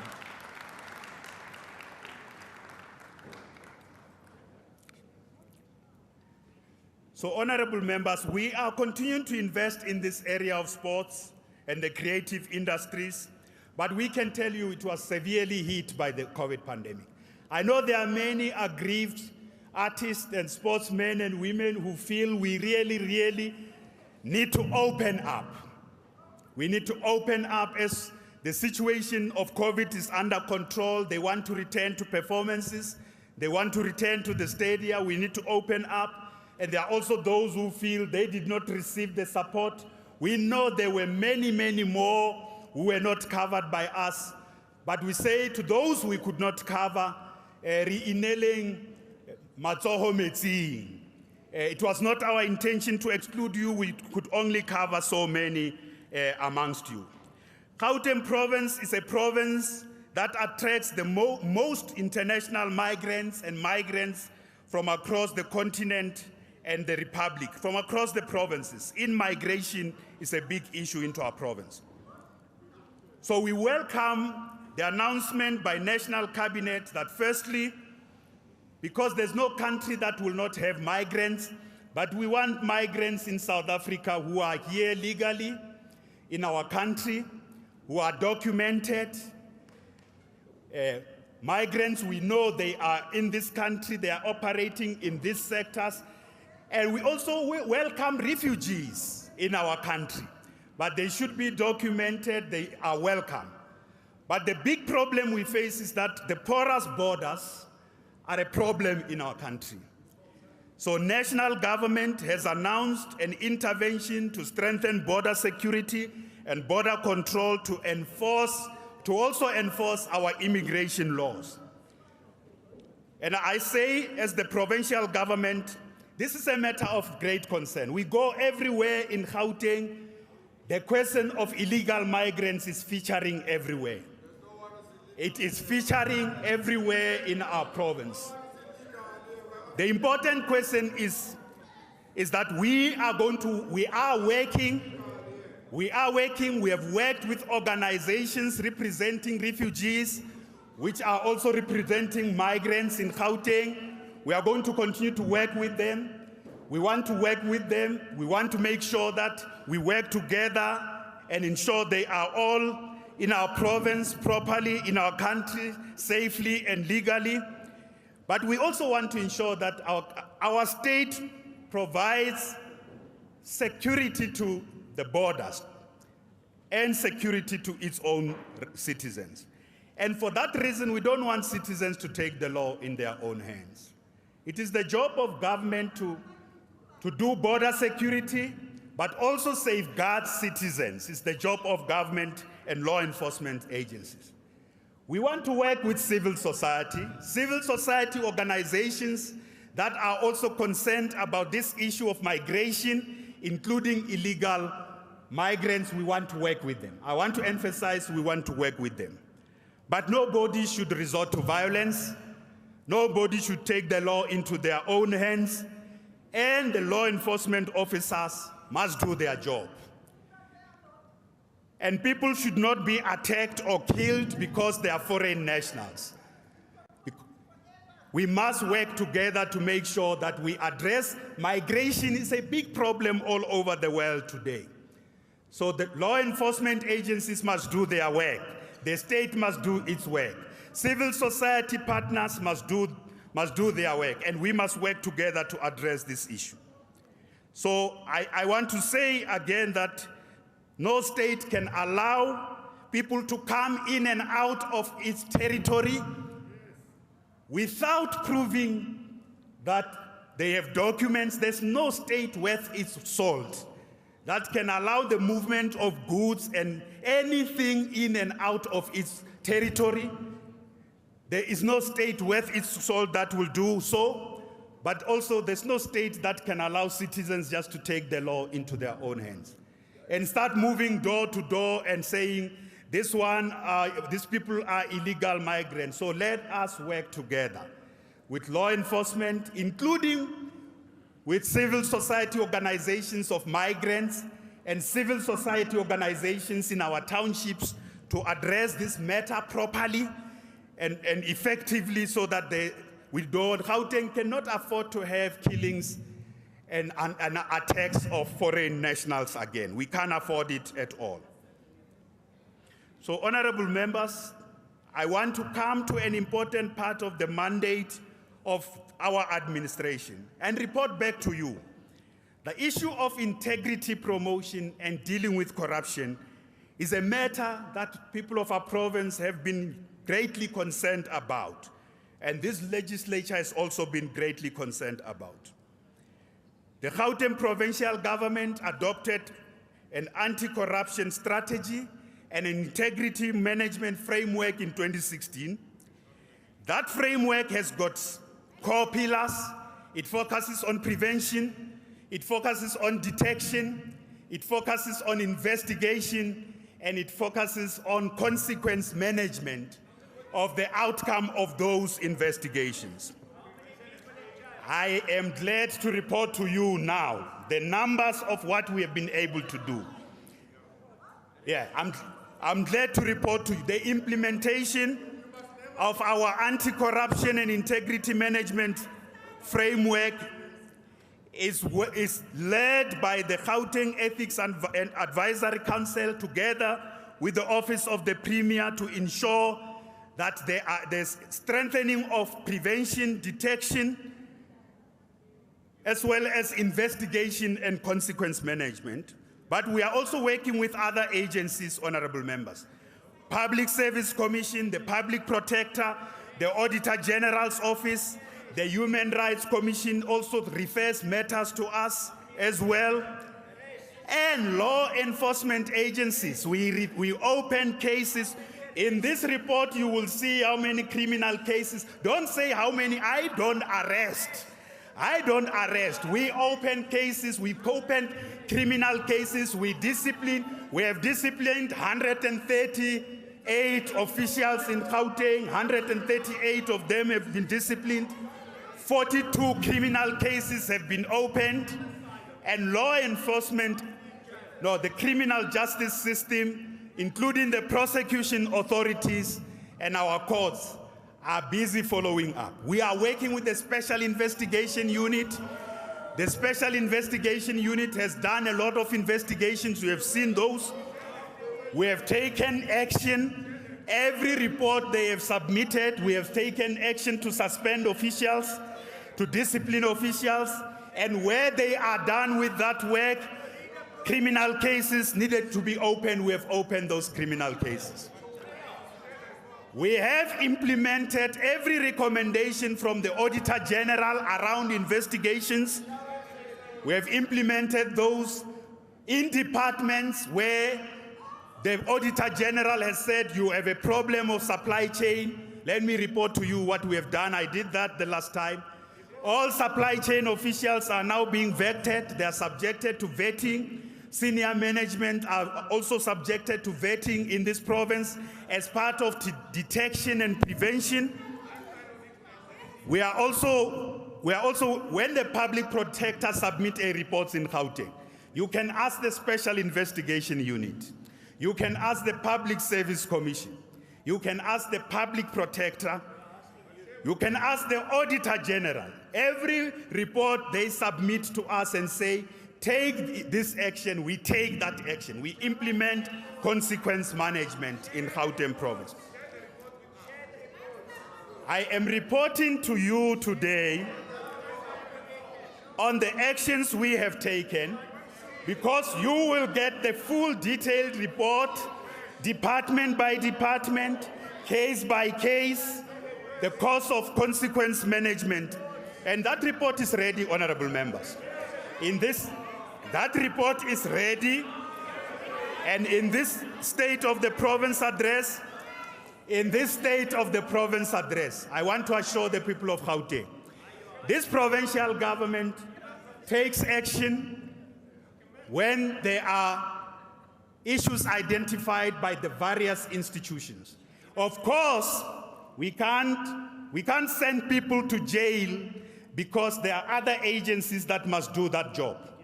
The prosecution authority, the courts must preside over that. And our system of consequence management is to ensure that disciplinary action is taken, and where cases must be opened criminally, people must be criminally charged, we do so. So I am very glad that you will see this provincial administration is really taking action on issues of integrity.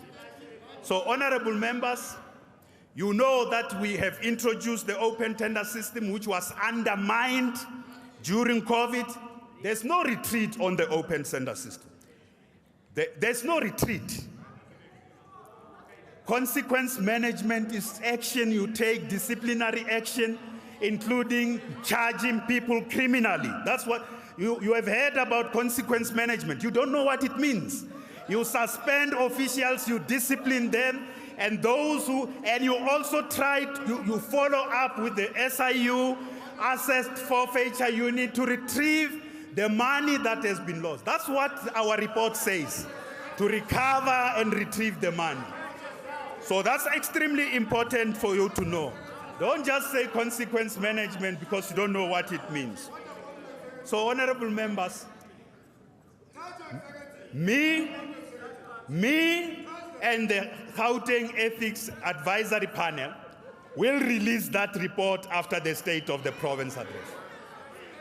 The report will say exactly what I'm telling you.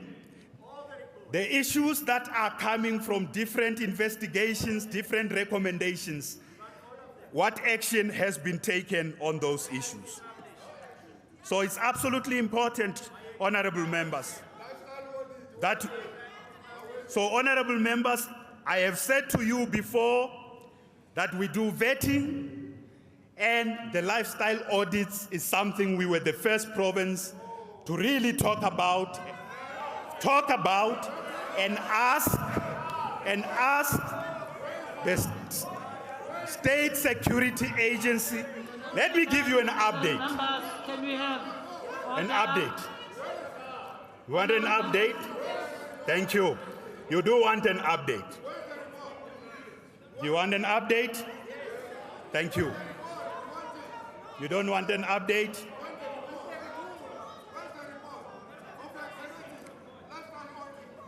Do you want an I'm sure update? you'll have your time on Thursday to debate, please. Can we be spared? Yeah, they've just taken 45 minutes of my time. So, honorable members,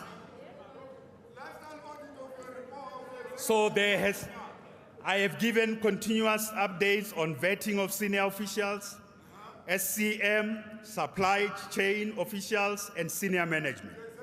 Now, the Provincial Executive Committee of the province, that's the MECs and I, have now gone through rigorous interviews with the State Security Agency. Listen, honorable members. Rigorous interviews, because you have been asking, where are the lifestyle audits? So I'm updating you. All MECs in our province and myself, because there's a framework of lifestyle audits approved by the president. You know, the president approved it last year. That framework, they are using that framework. The first province to use it on is Gauteng province. So the state security agencies using that framework, we are the first province. So I'm saying to you, so last year I reported all MECs had submitted and filled the vetting forms, all the lifestyle audits and vetting forms. What has followed is they have now undergone, honorable members, interviews. Lifestyle audits and vetting interviews are a very important part of the life stage. So what are we waiting for now? What are we waiting for? We are waiting for them to, they've done the finalization of the interviews. We are waiting for them to complete the report and give it to me. So on our part, we have done two things: the forms, the filling of vetting forms, and the interviews conducted by state security agents to verify everything about every one of us. They've been able to do that. That is the update, honorable members. And we are waiting for the report. That's on the lifestyle audits. And it's not, I want that report tomorrow. It's not in my hands when they'll submit it. They must complete their work. I want that report as of yesterday. So they have completed. So honorable members, these MECs who are here have gone through those two processes. Rigorous interviews. So the people of Gauteng will know that our provincial government has also been paying attention to clean audits. Clean audits are an important aspect of our prevention, detection, as well as investigation and consequence management system of fighting corruption. We know, honorable members, that we have done very well as Gauteng province in the pre-pandemic period. Between 2014 and 2019, we had the best audit outcomes in 5 years. 64% of all our auditees got clean audits.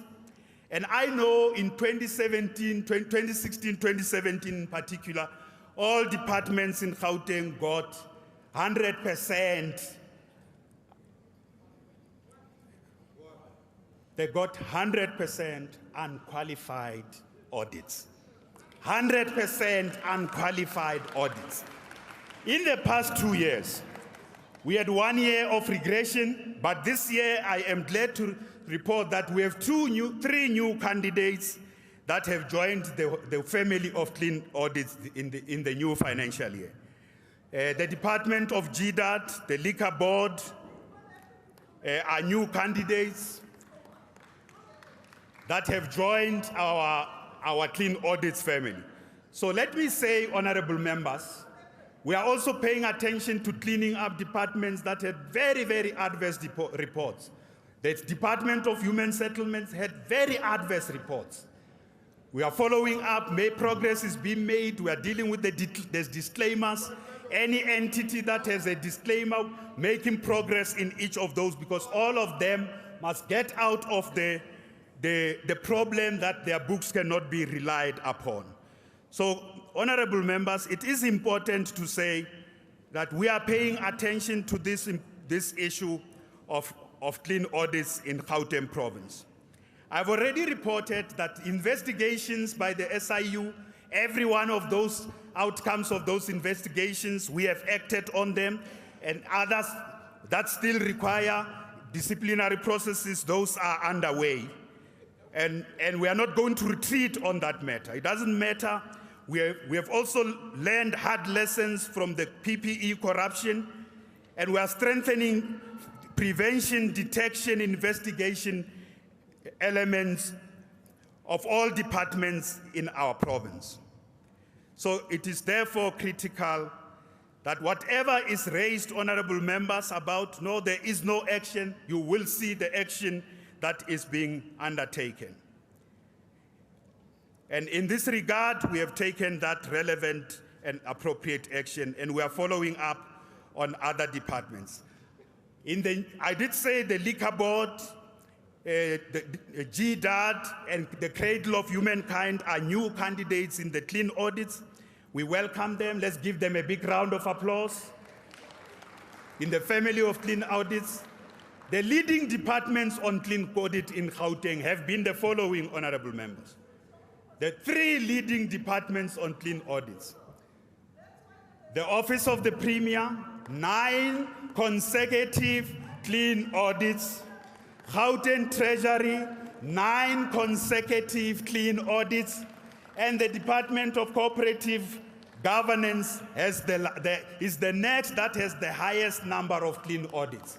These are departments that are leading by example in Gauteng province.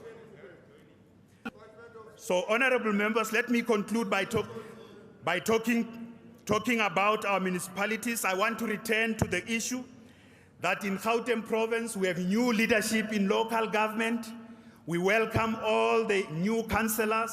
I particularly want to welcome all the mayors who are here. Let's give them a big round of applause to our mayors, your worships. We welcome you. You are elected by our people. It doesn't matter how you were elected when you got into the houses, but you now have a responsibility to lead our people. Yes, you are elected by our people, and we are going to work with you in Gauteng to address all the challenges that we have referred to.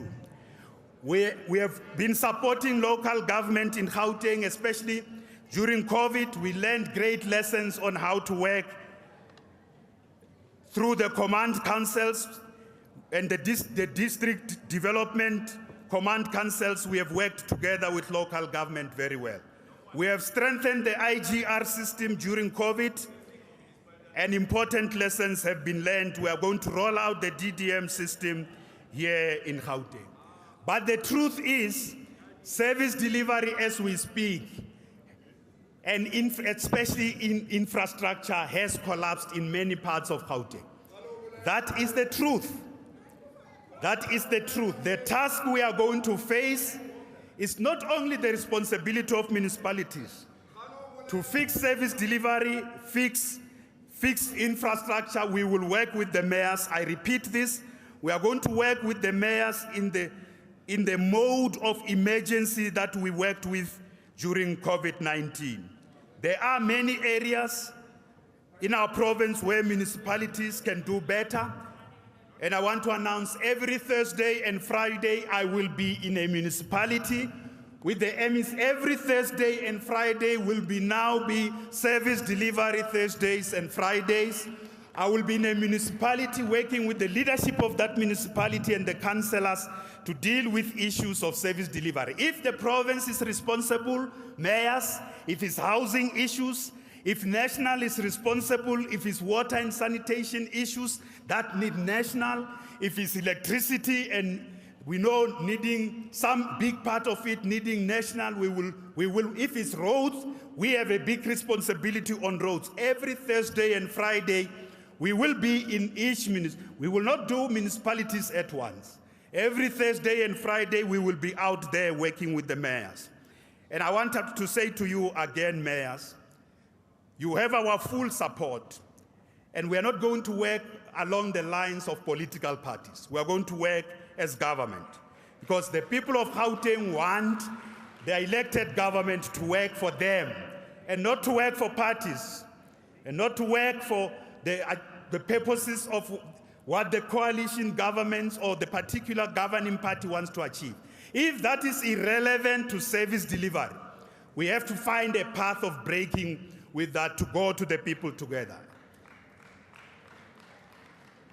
And I also want to say, in 2017, we established a debt management committee together with municipalities. The new leadership of local government needs to know the debt management committee is the one that has been dealing with billing, resolving all billing disputes, clearing all rates and taxes that need to be paid. And on average, we are paying 2 billion rands to municipalities per annum in Gauteng. On average, 2 billion rands is paid by the Gauteng Provincial government to different municipalities for rates and taxes in Gauteng.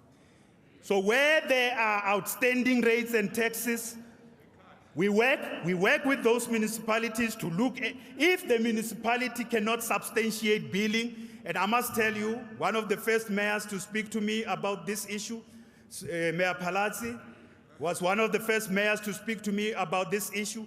I know municipalities attend, they do this work, they clear all the debt. So where there are outstanding amounts, I have said to departments, and I've said to Treasury, you have to settle those outstanding amounts. We can't wait for a department to pay a municipality because they are managing their own issues.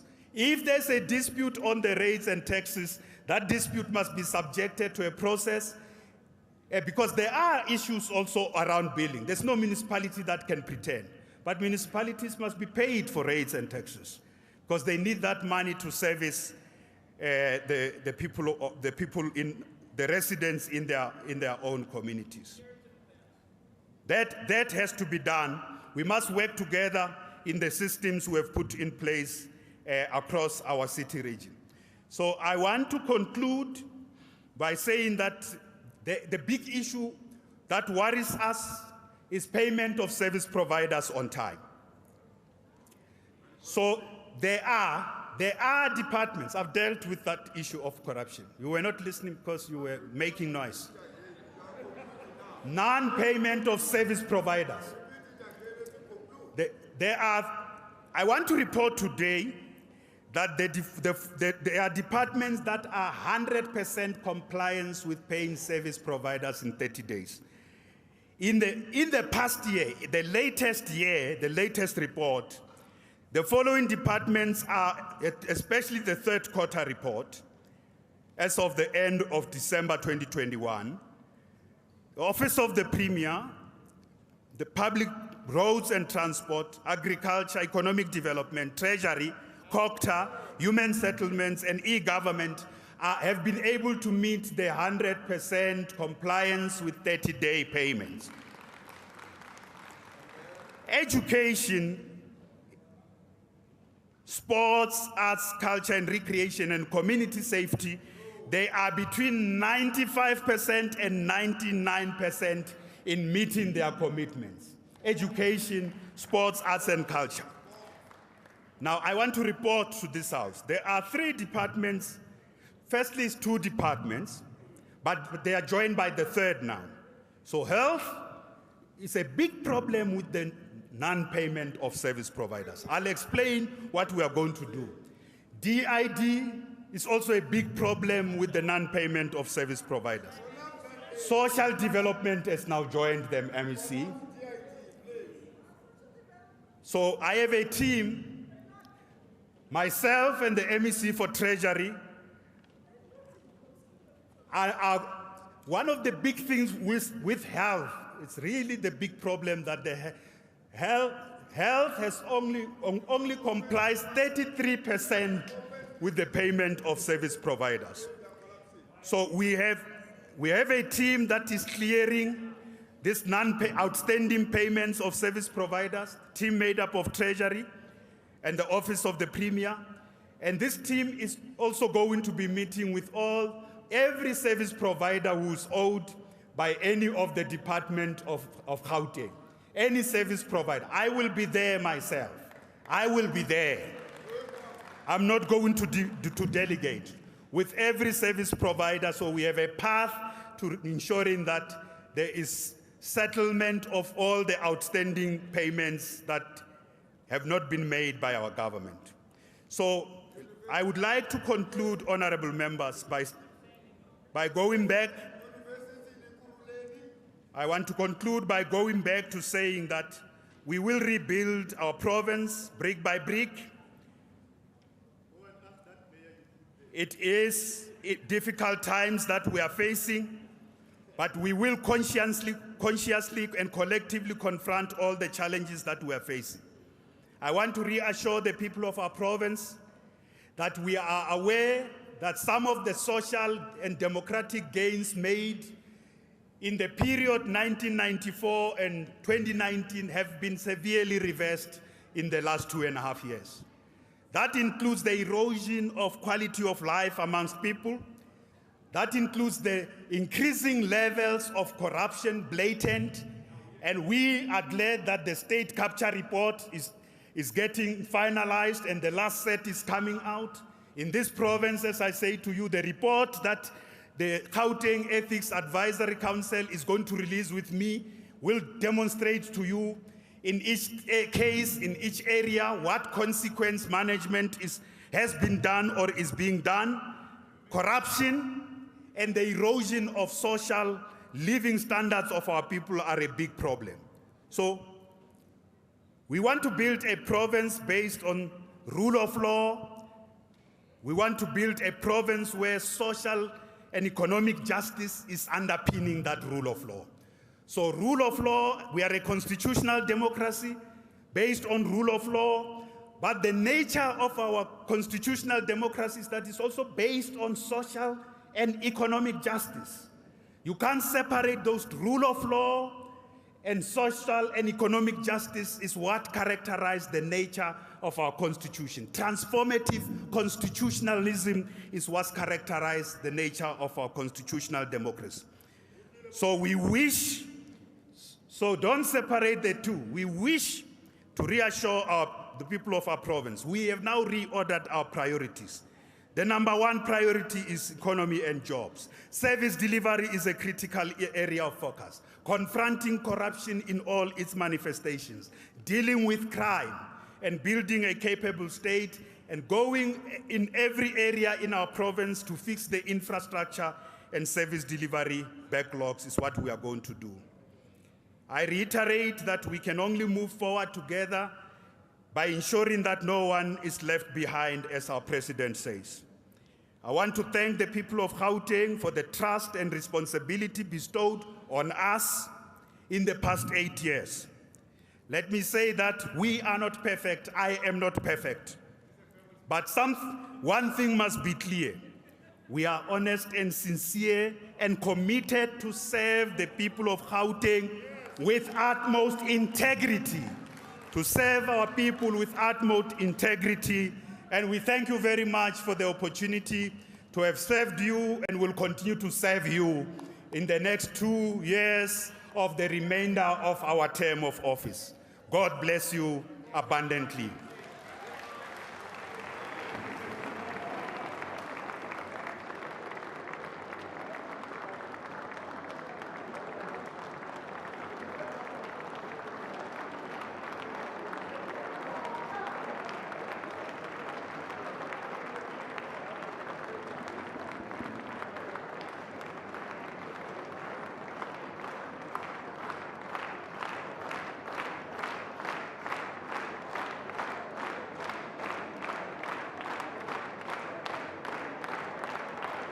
Thank you.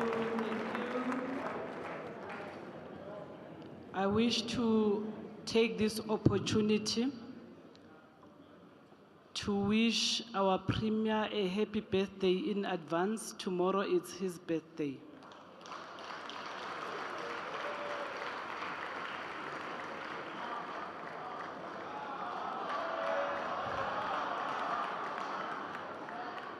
While today, one of our own from the Gauteng legislature, Mr. Ralph Chilwane, was his birthday. Happy to you, sir.